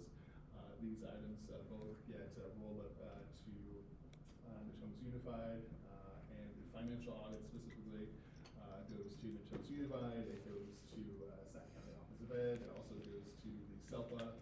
So it gets reported out to a lot of different folks, so it's also great that there are no findings associated with it, because a lot of people take a look at this. So we are right on track to where we need to be at this point in time. From the budget side of the house, we talk like, okay, what is in our budget? So from a revenue standpoint, our revenues include everything from the state, the feds, we get revenue from base, from WAVE, interest income, so all of that, including supply donations, fits into the budget.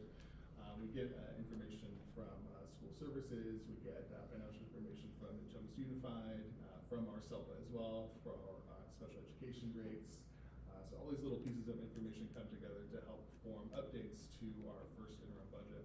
Our first interim budget, really kind of step back in real quickly, is when we're back in May and June, we're kind of adopting the budget based upon where we think our projections are going to be. And so this point in time is really the first litmus test, if you will, as far as, okay, we thought the budget was going to evolve in this way, and how are things really looking now that the year is kind of lifted off the ground? So that's kind of this checkpoint in time. So think about it really almost as like the NWE check. How are things really looking in time? That's kind of where we are. So on the revenue side of the house, we update everything to where we currently are as of October 31st. So we update enrollment, per pupil LCFF, we update attendance, we're sticking with our 94% attendance. As John mentioned, we're trending a little bit above that right now, but again, cold and flu season's yet to hit, so we'll see how we trend to that in the coming months.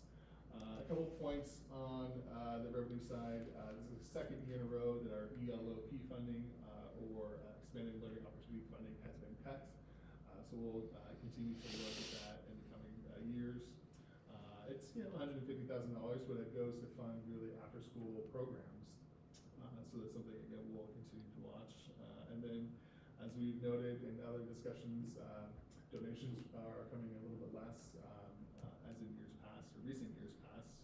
Field lessons about 31% of our requests, and school supplies at about 50% of our requests. We know that our field lessons are all budgeted, right? So whether supplies come in or not, all of our kids are going on all of the field lessons that we have scheduled. And of course, on our school supplies, this money is already out the door, right? These are funds that we've already spent at the start of the year, and we just ask for donations to help offset those costs. So as things come in, we certainly do appreciate it, but again, these are funds that the school and you have already committed in the budget to spend. Not included in the revenues, but they would be in second interim if they come in.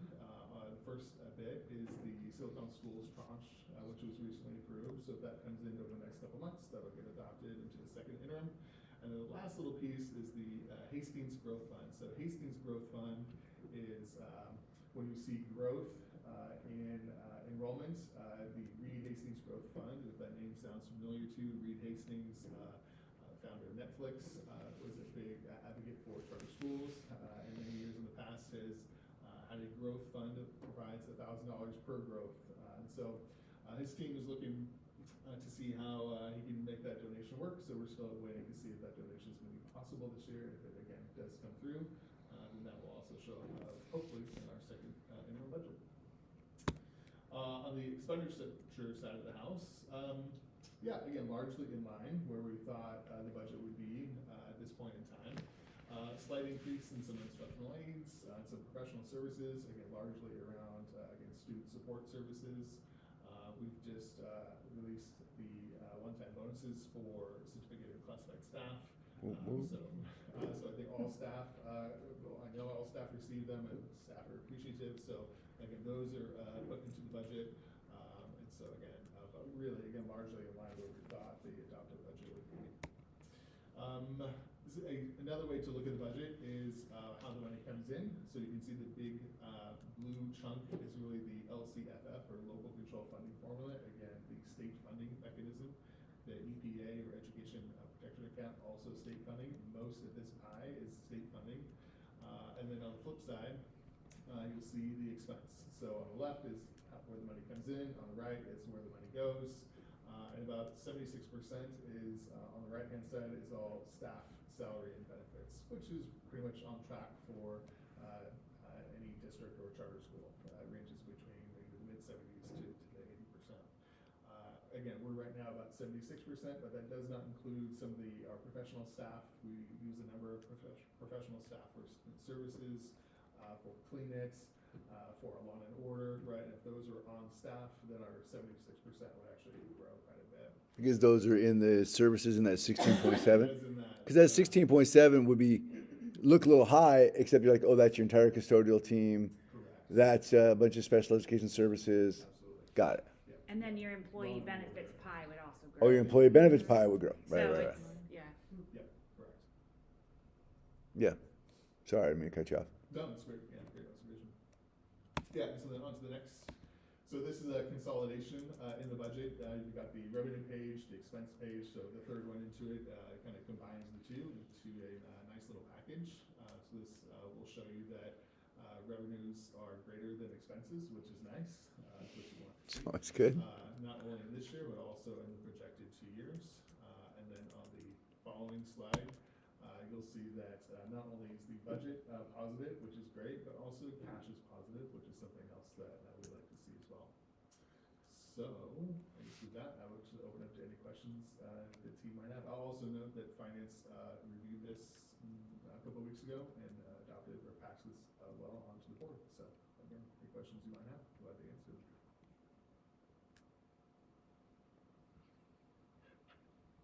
Then I will look for approval. There you go. I'll make the budget. I'll second.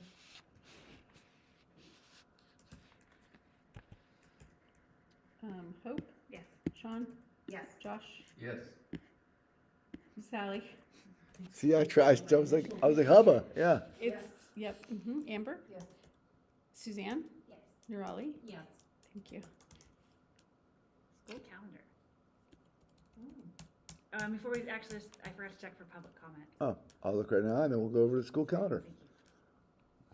Thank you. I'm trying to move my mouse here. Seeing no comment. Seeing no comment. Perfect, sorry. See, good. All right, everybody. I have a couple, some follow-up on school calendar based on some of the feedback from the board last month. I think I put it in a brief, but let's just see if we can articulate it. These are the 4 questions I felt like I walked out of the room with last month, which was what are the utilization rates for these optional work days from a previous year. Let's maybe get a staff survey regarding optional work days. What's the CASP window on the proposed calendar, and what's the last day of school? We can pop in here and look at utilization rates thanks to Steve and Joe. Pulled these 76% of staff utilized the work day in January of last year and 65% in April. What we're going to find here is the staff survey kind of echoes that because a majority of staff plan to use this survey. A majority of staff surveyed planned at the time that they took the survey to use the optional workday in January. So a vast majority of people intend to use it in January.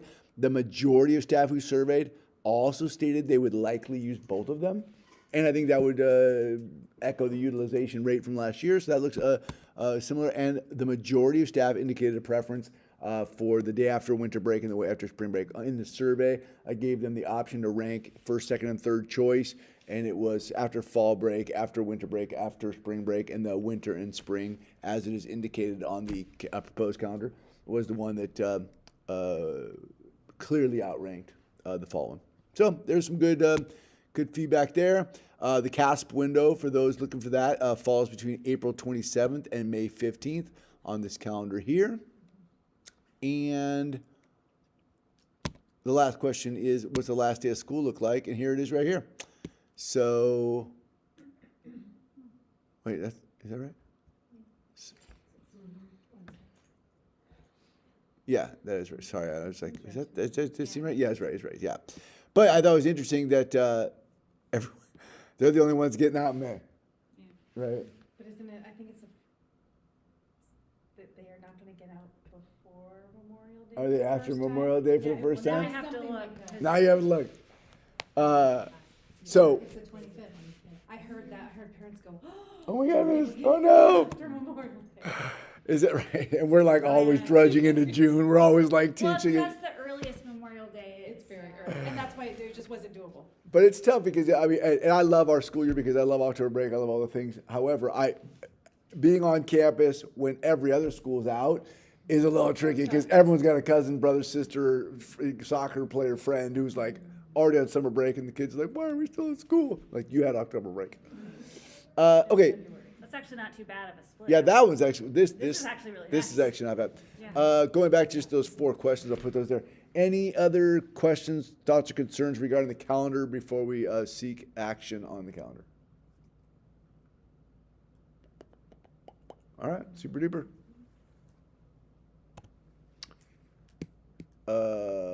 Just one more quick check for public comment. You got it. This is the one that, I don't know, that maybe. People have strong feelings. Yes, typically. It's their time. Seeing no comment. Okay then, if there aren't any other questions, is there a motion to approve the 25-26 academic calendar? So moved. Thanks, Josh. Is there a second? I'll second. Thanks, Nerali. Hope, Yes. Sean, Yes. Josh, Yes. Sally, Yes. Amber, Yes.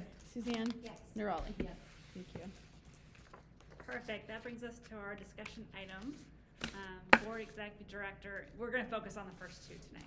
Did somebody already put, did everybody get a copy of these in physical person? Do you have them in front of you? I have this, the one that you gave me in governance. I gave them all to you. Why do I give you You paper? gave me paper. This is the problem. Why do I give you paper? Does anybody? Yeah, have I can look over little each other's shoulders. stack of- I have it digitally, so I can. Yeah, I no, made we 10 printed them. We copies. printed them out. Who ate them? They're under the cookies. No? I mean, I have no. who doesn't have a copy? Does anybody want a copy? We can. I You can go okay? make some more. I'm gonna throw them on the screen. All right, well, let's dive in and talk a little board and executive director goals. We'll come back with committee goals as well in January. I'm just putting them up there for us to review. These goals were created based on the feedback from the discussions that we had. Hope and I kind of scratched on them. These are sloppy copies, so you can either A, propose something that's missing, B, remove something that exists, or C, you can like wordsmith something that's already there. So any or all of the above are on the table for right now. The one thing we did talk about in governance already was a rewording to 3 as an example, so that we didn't use, or we changed it? No, we didn't. No. Yeah, so we just, in changing this, dropping the second community and changing that second engagement to fostering involvement. Because it said community engagement twice, so it would read, if you took the governance words, strengthen community engagement at all levels of the organization, focusing on fostering involvement from the classroom to the boardroom. Yeah, we like the. Yeah, just in terms of wordsmithing, that piece jumps out Yeah. from the governance discussion. So I think everyone's probably, this is your first blush if you didn't see them, because they made it the packet late. So give them a read. We'll take a breath, and then we'll ask, what do you notice, what do you wonder, or any, suggestions.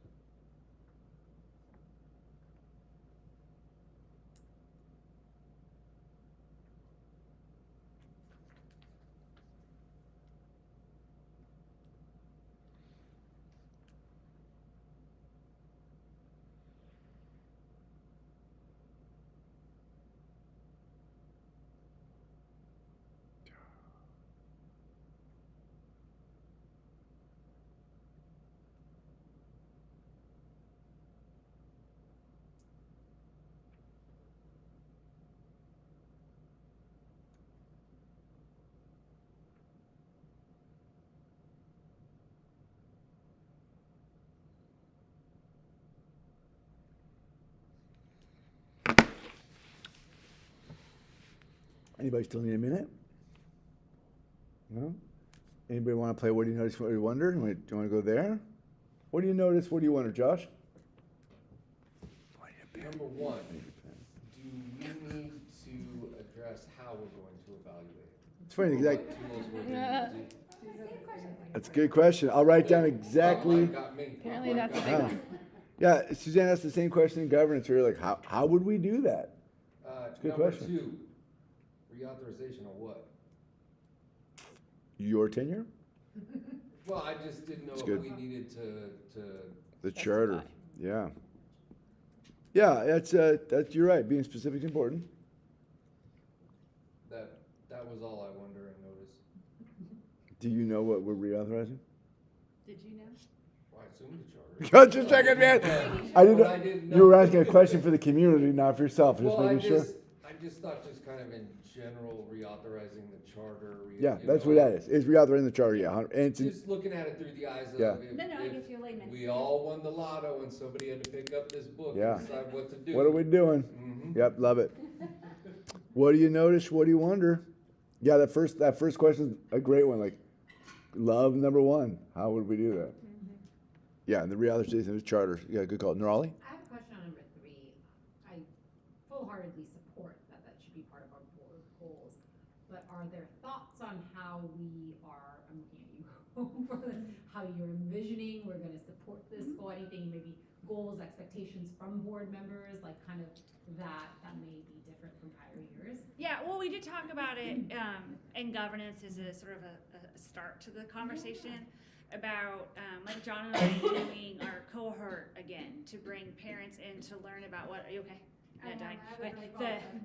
No, about what the board and committees are doing, right? There's also this board supporting an investment in professional development to help learn or reintroduce bringing volunteers into the classroom, right?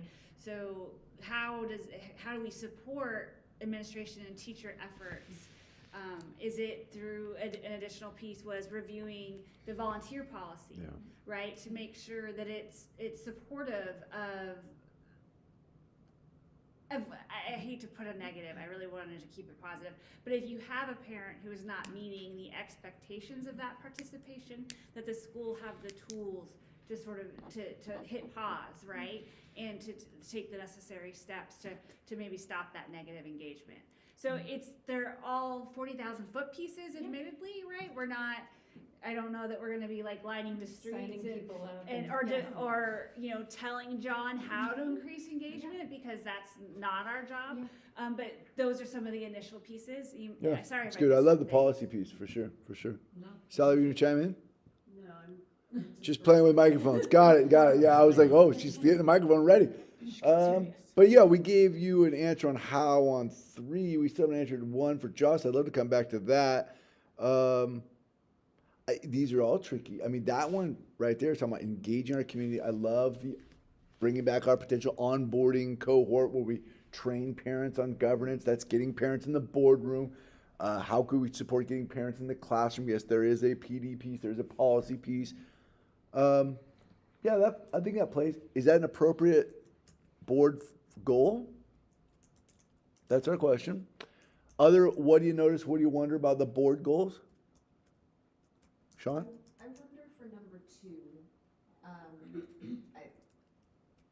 I I agree that it is something that somebody should do, I just don't know. At least part of it seems like it's a committee thing, like the board should definitely be supporting the committee, Yeah. but I wonder, I don't know. Yeah.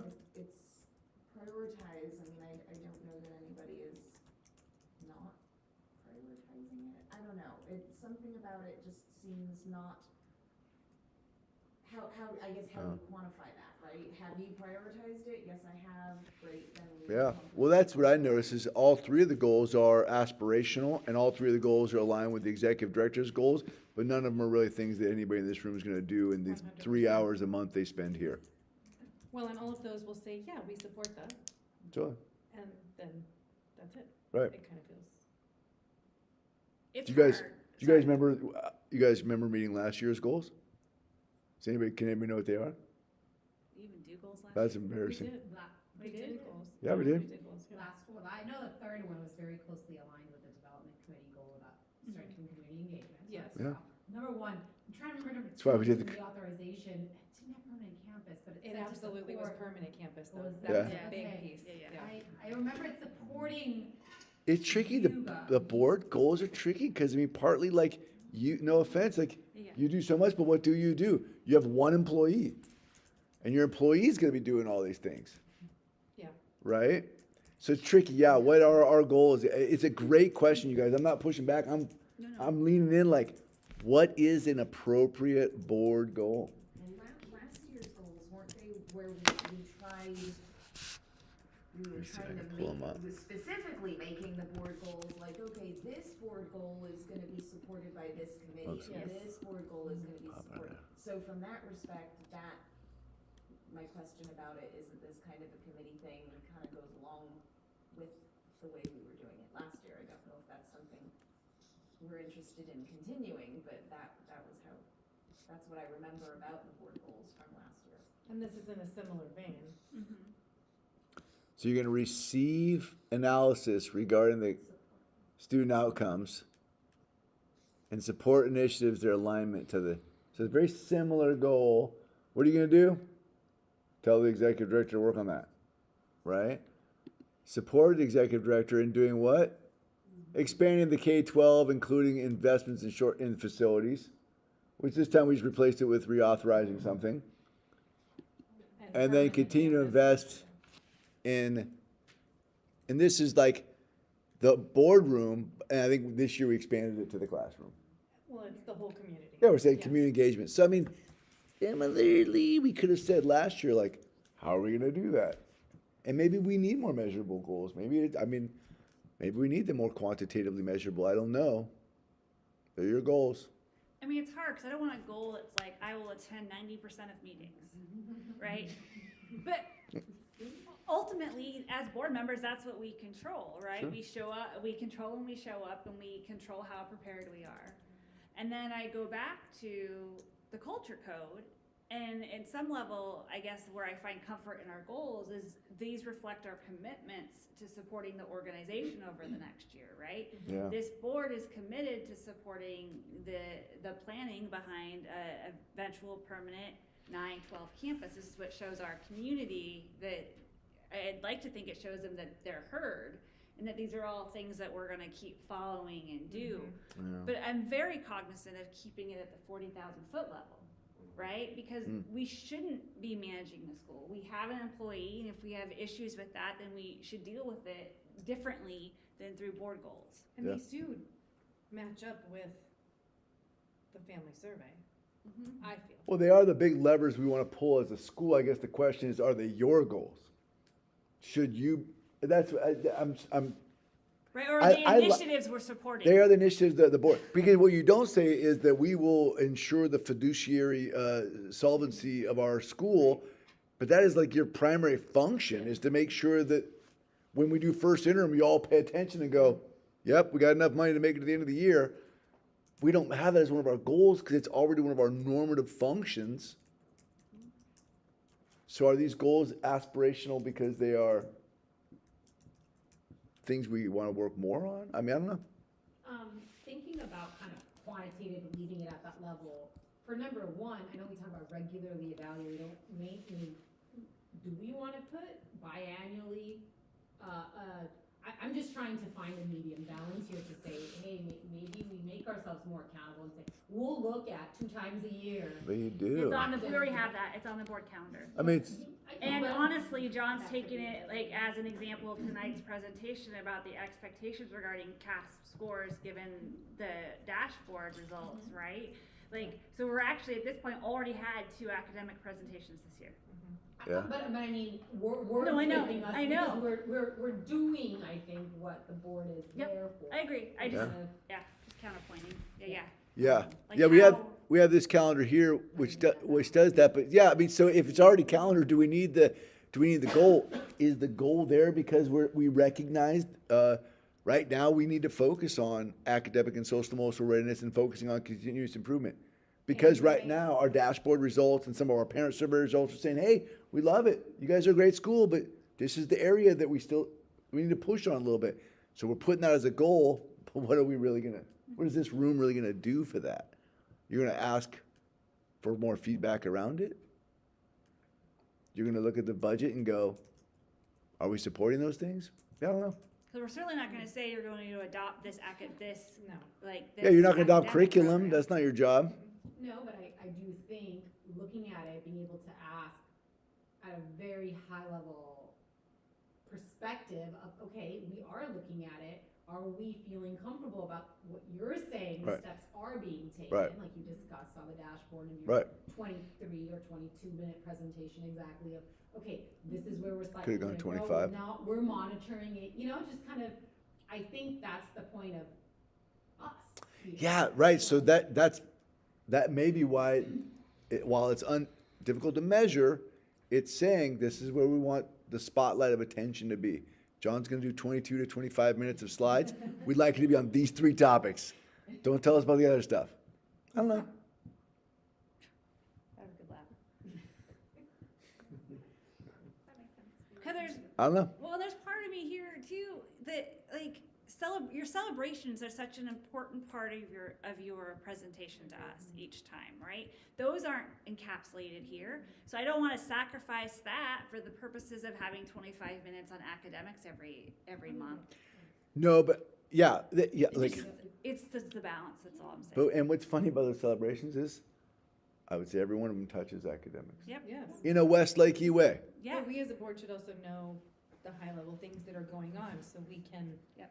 not only support what's happening, but also explain Yeah, to anyone who asks us, it is true. Part of your responsibility as a board member is to be in the grocery store and somebody goes, hey, notice the dashboard looks a little low in math. And you go, hey, you know what? We have several things we're working on the math side, but we are bigger than test scores. Let me tell you a couple of stories about Westlake because I know. Maybe the word informed should be in there. Where at? It might fit under one. One is such a broad and all-encompassing goal because the graduate profile is gonna list so many things. It's so big, yeah. So, And are we really evaluating it, or are we being informed about it? agreed. informed Mm. and like what we're doing is being informed, giving feedback.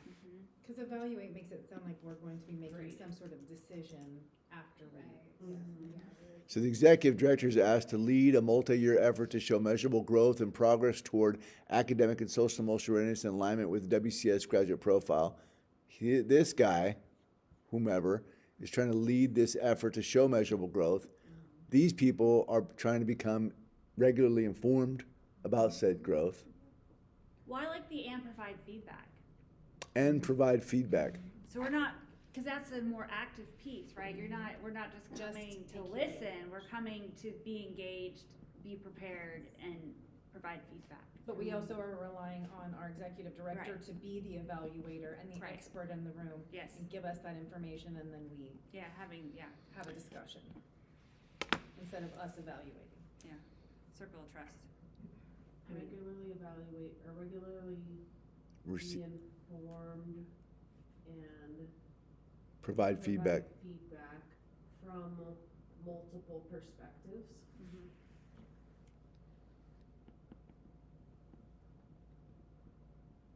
I I think that's one of the most important things I've heard here is the different perspectives that the feedback comes from. Yeah.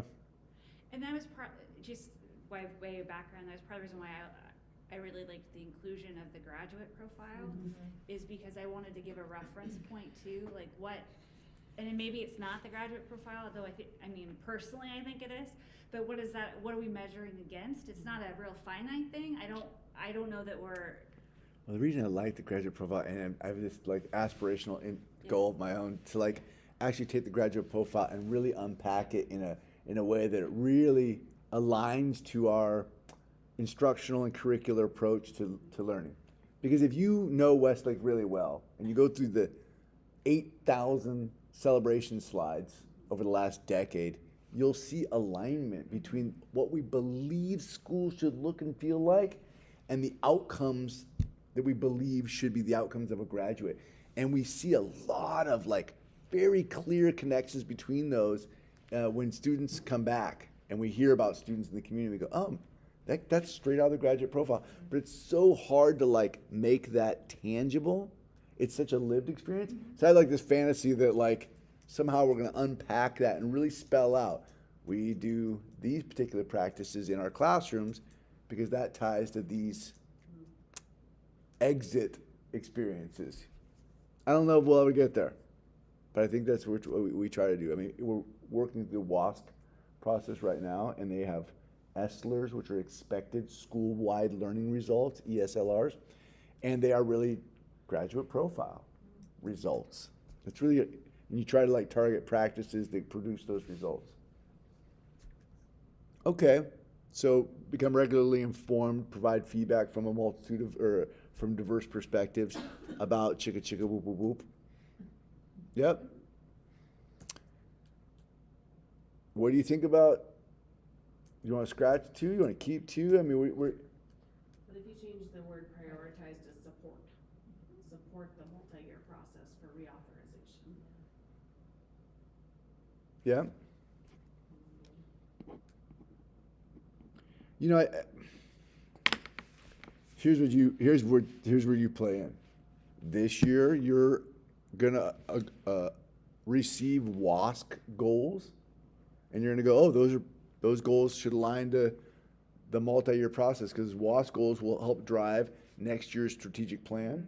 Next year's strategic plan will, the following year's reauthorization of the charter will be driving an entire new charter founded on this strategic plan, inspired by these WASC goals. All of this is a big funnel from our community and stakeholders pouring into what becomes the 2028 charter. So there is a multi-year process that you will be a part of, right? Because you'll be drafting and authorizing each of those plans. Strategic plans work out really, Yeah, but that's where the work really, we really we're on the same wavelength.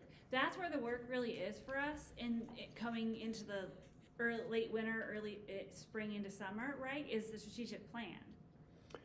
Well, that'll launch next fall. Not till next fall. Yeah, because we're gonna get all the way through WASC and MARPRL, and then like we'll go to, and we'll come back and on the strategic plan. I just feel like that, like if you look at year 2, right? It breaks down the pieces, like in the order you just laid out, right? Yeah. Strat plan to charter yacht to facilities, like right? Yeah. It's very linear, and I wonder. Should you make that one a little more linear there? Is 2 so not specific as to not set out the pieces? Whereas like the first piece we really need to be involved, engaged is around the strat plan, and then So it's support the multi-year process to charter reauthorization, do this, then this, then this. Yeah. Strat. Because strat planning can be very, I'm sure this is gonna be a fabulous process, but it can be very hard, and it can, I mean, it's taxing in a different way on boards than you might expect, and so I think being committed to that, to making sure we come out with another document that can, not only go for 5 years, but survive for, 10 or 15, knowing that there could be a whole different board here, right, in that strategic planning period, and making that a good document is important board work. We actually had a conversation recently about, do we need to update the strategic plan? It's still relevant in so many ways. And then there's parts of it where you go, oh, look, we were thinking about building a high school, maybe someday. And we're like, oh, yes, we just sent kids to college. So it's probably time. Yeah, I do think that one could be stronger. Prioritize is just a weaker word. Support sometimes feels passive. Yep. So engage in the multi-year process? That's not bad. I like Is it. if you Because I do engage, think we're gonna have to do work. if you engage in the multi-year process to eventually charter reauthorization, which includes WASC, strat plan, charter reauthorization and redraft, including an FUA, kind of redraft it as a bullet list. I like that. Engage in the multi-year process and do all these things. Positive word too. Yeah. I Okay. also really like how these could live longer than a year. Agreed. Well, we're not going to get them approved until next year, so it's probably appropriate. It's good. No, I agree. Can we go? I don't want to keep you all night, 'cause then there's a basketball game on. So, just kidding. It's over. Don't tell me. I know, I was hoping you didn't see it. I read your voice. Did that sound positive? Can we just let's look at these real quick, and then we'll play. I'm looking at Lead.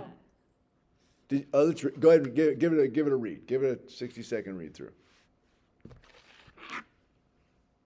Neurali's not going to be happy. Oh, that game. Yeah, I'm not ruining yours. I'm looking at mine now. Are you gonna look? Don't look. Why You're are you recording it. Don't looking? look.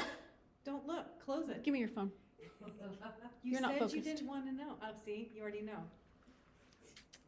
So can I say your voice did not match what I was expecting him to Well, I That's was okay. intentionally I still trying like to to- just make it sound I like still it's like to just watch like the. over. Actually, Let's tell Neurali that that's what I I did like to too. find out the score of the game before I watch it, Yeah, because then I don't have to stress out. I It's can so just bad. chill. Oh man, don't tell me how bad. I was a little it is. too That's gross. the part I'm so sick. Total points scored, 18. All right, sorry, Amy. Total points. We're talking Both teams. scores. Did everybody get a chance to read these? Yes, sir. All right, let's talk it through. What do you notice? What do you wonder?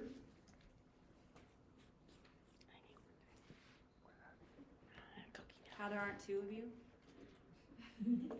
Is it say there's more than one of me? No, I just meant Oh, do all it's this work. It's a lot of work. It's a lot of stuff. I mean it as a I compliment. mean, two of them are definitively multi-year. It says it out loud. Yeah. But yeah, it is a lot of work for an organization that's gone from surviving to striving to what we thought was thriving, and to say, gosh, why is there so much work to do? But yes, we opened a high school in the midst of a pandemic, on the cusp of a teacher shortage crisis, while we shifted our demographic to the highest percentage of socioeconomically disadvantaged families we've ever served, and that is a point of pride for us because we've strived toward that. But there has been massive change in the industry, in the workforce, and the clientele we serve, and there's been so much. It's like, yeah, this is the kind of work it takes to do if you do what you just did, which was open up a high school in the midst of that. Had we stayed at K-8 alone, I think we would be in a slightly different place. These are growing pains and good pains.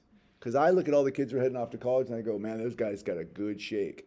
And these kindergartners who are here this year, they're going to benefit from the work we're about to do when they head off to college as well. Yeah, it's a lot of work. I also think you hit on why looking at the strategic plan is so important. Yeah, Because the assumptions we had at the time of drafting that document are so drastically different. if you go read the assumptions portion of the strategic plan and these economic and political assumptions, it predates a lot of the economic and political realities that we've experienced in the last 6 years, or since just after posting that thing. It's fascinating. It's an excellent time capsule. It really is. It's fascinating. And Sorry. it will always be. Sorry. But that's why these work's Yeah. important. What do you notice? I noticed I put charter reauthorization in this one. You're right? Good. Yeah. Good, I can follow that. Yeah, well played. Well played. Now this is what we're. Oh. See, the only reason It's I a laughed charter. Okay. is I'm pretty sure I'm if you go sorry, back I was to just the kidding. minutes, You asked that same question last year, so I think it's hilarious that we keep repeating I the it was same my mistake. mistake. It was my mistake. We keep repeating it, not you.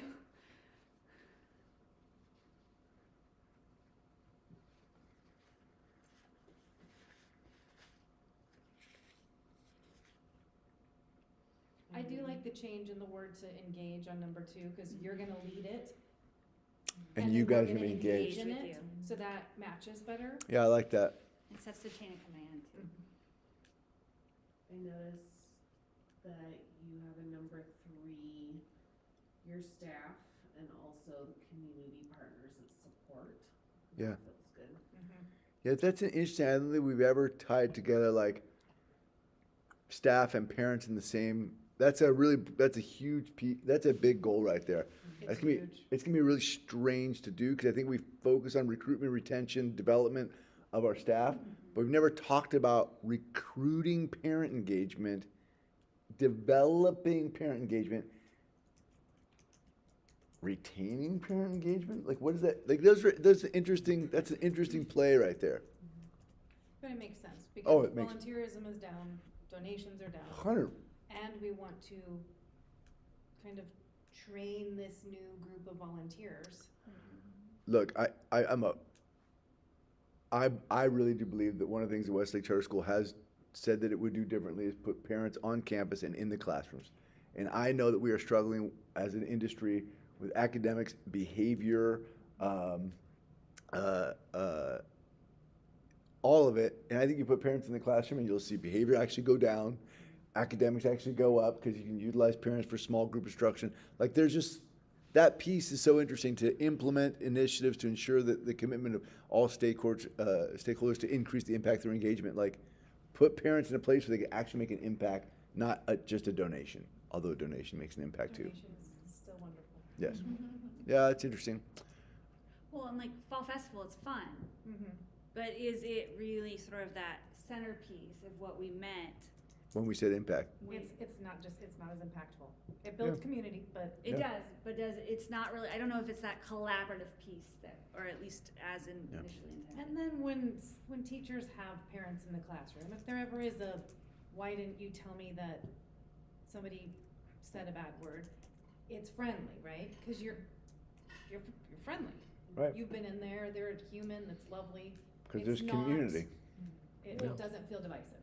And you know how big I am on the trust jar, and it's really hard if you don't interact. It's really Yes. hard to build trust. And so by getting engagement and getting to know each other's mannerisms, and like I hate texting because you can read whatever you want into the verbiage of a text, right? And if you don't know the person, it's a lot easier to assume the worst. So rewriting that first draft of the interaction becomes easier as you get to know each other. Agreed. And so I would hope that by increasing engagement, we all start to know each other better, and then maybe you have more trust or have a better ability to give grace in terms of deciding the whys. And that there were good intentions. Yeah. Right. I really appreciate your focus on the engagement piece where you're at that third one, and the increased impact as a result. I mean, that's, I think, just ties it all. It's good. Yeah, I mean, I am very proud of I've always been proud of the professional development work that we've done here historically. I think we kind of dipped a little on the, during that pandemic, we all go, and I feel like right now, our teams at the two schools are really feeling community, success around our current PD initiatives because they're multi-part. And the reason I say that is because I think I was leading a UDL session yesterday, and I felt like through the conversations of the staff, I could feel the impact of their engagement around the topic. You know, it wasn't just some PD where you're like, cool, what time's this over? It was actually these great conversations. I was like, I tried this in my class, and this was the result. And then a teacher texted me today and was like, I tried that thing from the thing yesterday. Look at what happened. And it's like, there is this, we're engaging in professional learning, and it's having this impact on the way we do what we do. So, Because they're connecting with it. right. But if you do the same thing for the parents or the community partners, let me get you in a classroom. I ran a small group today. Math scores went up. That would be an amazing impact. Any scratching on these ones? It's kind of late and you're tired. You want, I mean, they're not coming back till January. I'll, take feedback via email if you wake up in the middle of the night and have an ad. Does that feel appropriate? We walk away from it. Everybody okay to walk away? Cool. That was a good feedback session. So we'll draft these up. Maybe we'll definitely be bringing back through governance in January. But if you want to make some touches on it between now and then, reach out to me. Cool. We do just one last check for public comment. Yeah.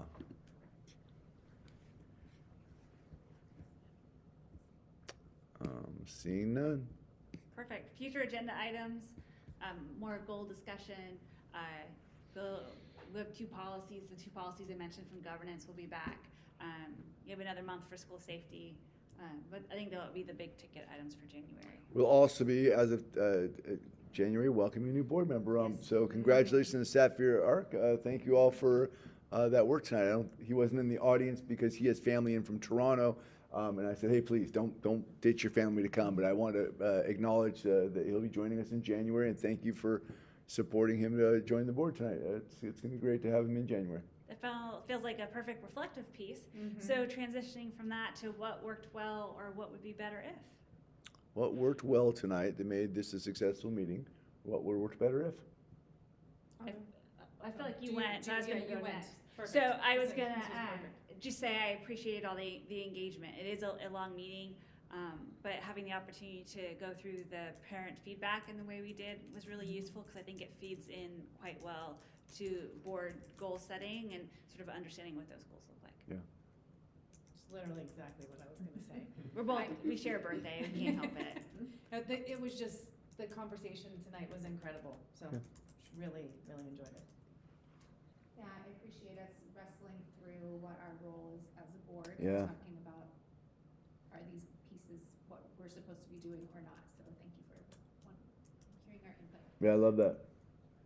I wish we could have done the Silicon Valley Schools report in front of the whole staff and dropped balloons from the ceiling and blew horns and noisemakers and passed out cake. You kind of blew through that, and you minimized it, but I'd love to see the whole thing and celebrate it with everybody who helped make it happen. Yeah, it's good. Thank you. I would look at the academic calendar. There's a lot of thought and work that goes into getting it approved and the discussion that goes in that, and also the realization that this is the first academic calendar in many years that I will not have a student here at Westlake. So Yeah, wow. It's a weird moment. Congratulations. I remember that moment. You're like, I don't care what October break is, whatever. Interesting. So, Is it John's birthday? That's all. Yeah, it doesn't matter, right? Who cares? Yeah, that's cool. Yeah. That's why we have October. That's right. Don't tell. Sean? I will also celebrate welcoming Sapir onto the board, given that he is coming off of, he's still gonna be on my committee, but he has been on my committee and is coming onto the board from there. And so I've worked with him for a year, and I think he's gonna be a great add. Yeah, that's good stuff. Sally? Thank you for budget information.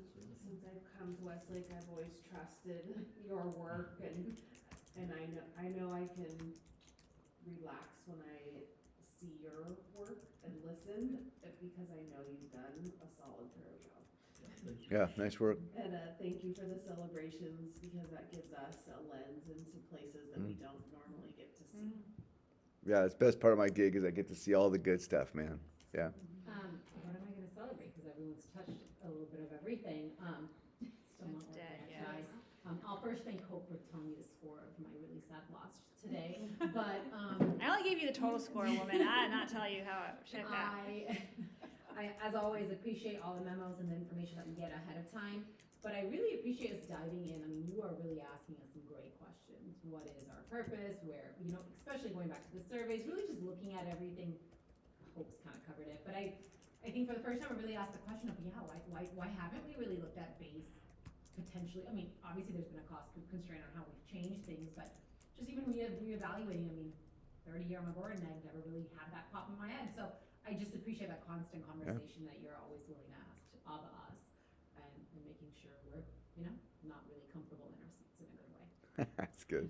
Hey, Debbie, you want to play? What worked well? What worked better if? I feel pressure. Is that what's working well? Hey, we did the vote really well. You'll see in a Oh, minute. man, that was Okay. really hard. We really Okay. nailed that vote. I appreciate having the moment to leave and come back and have John step in and do such a fabulous job for me. I don't know. I agree with Sally. I think I see a lot that happens because I'm not in a classroom, but to see it from John's lens and to see the things that he picks up on, I'm like, oh, I forgot about that. Oh, I didn't know about that, because there's stuff that happens at the high school that we don't get to see. So Yeah. I love the 68 million slide shows that you put together, because I know it takes a lot of time, and I appreciate that. It's good. Well, as I am the only non-parent on the board. I find it really, our staff, right? Yeah.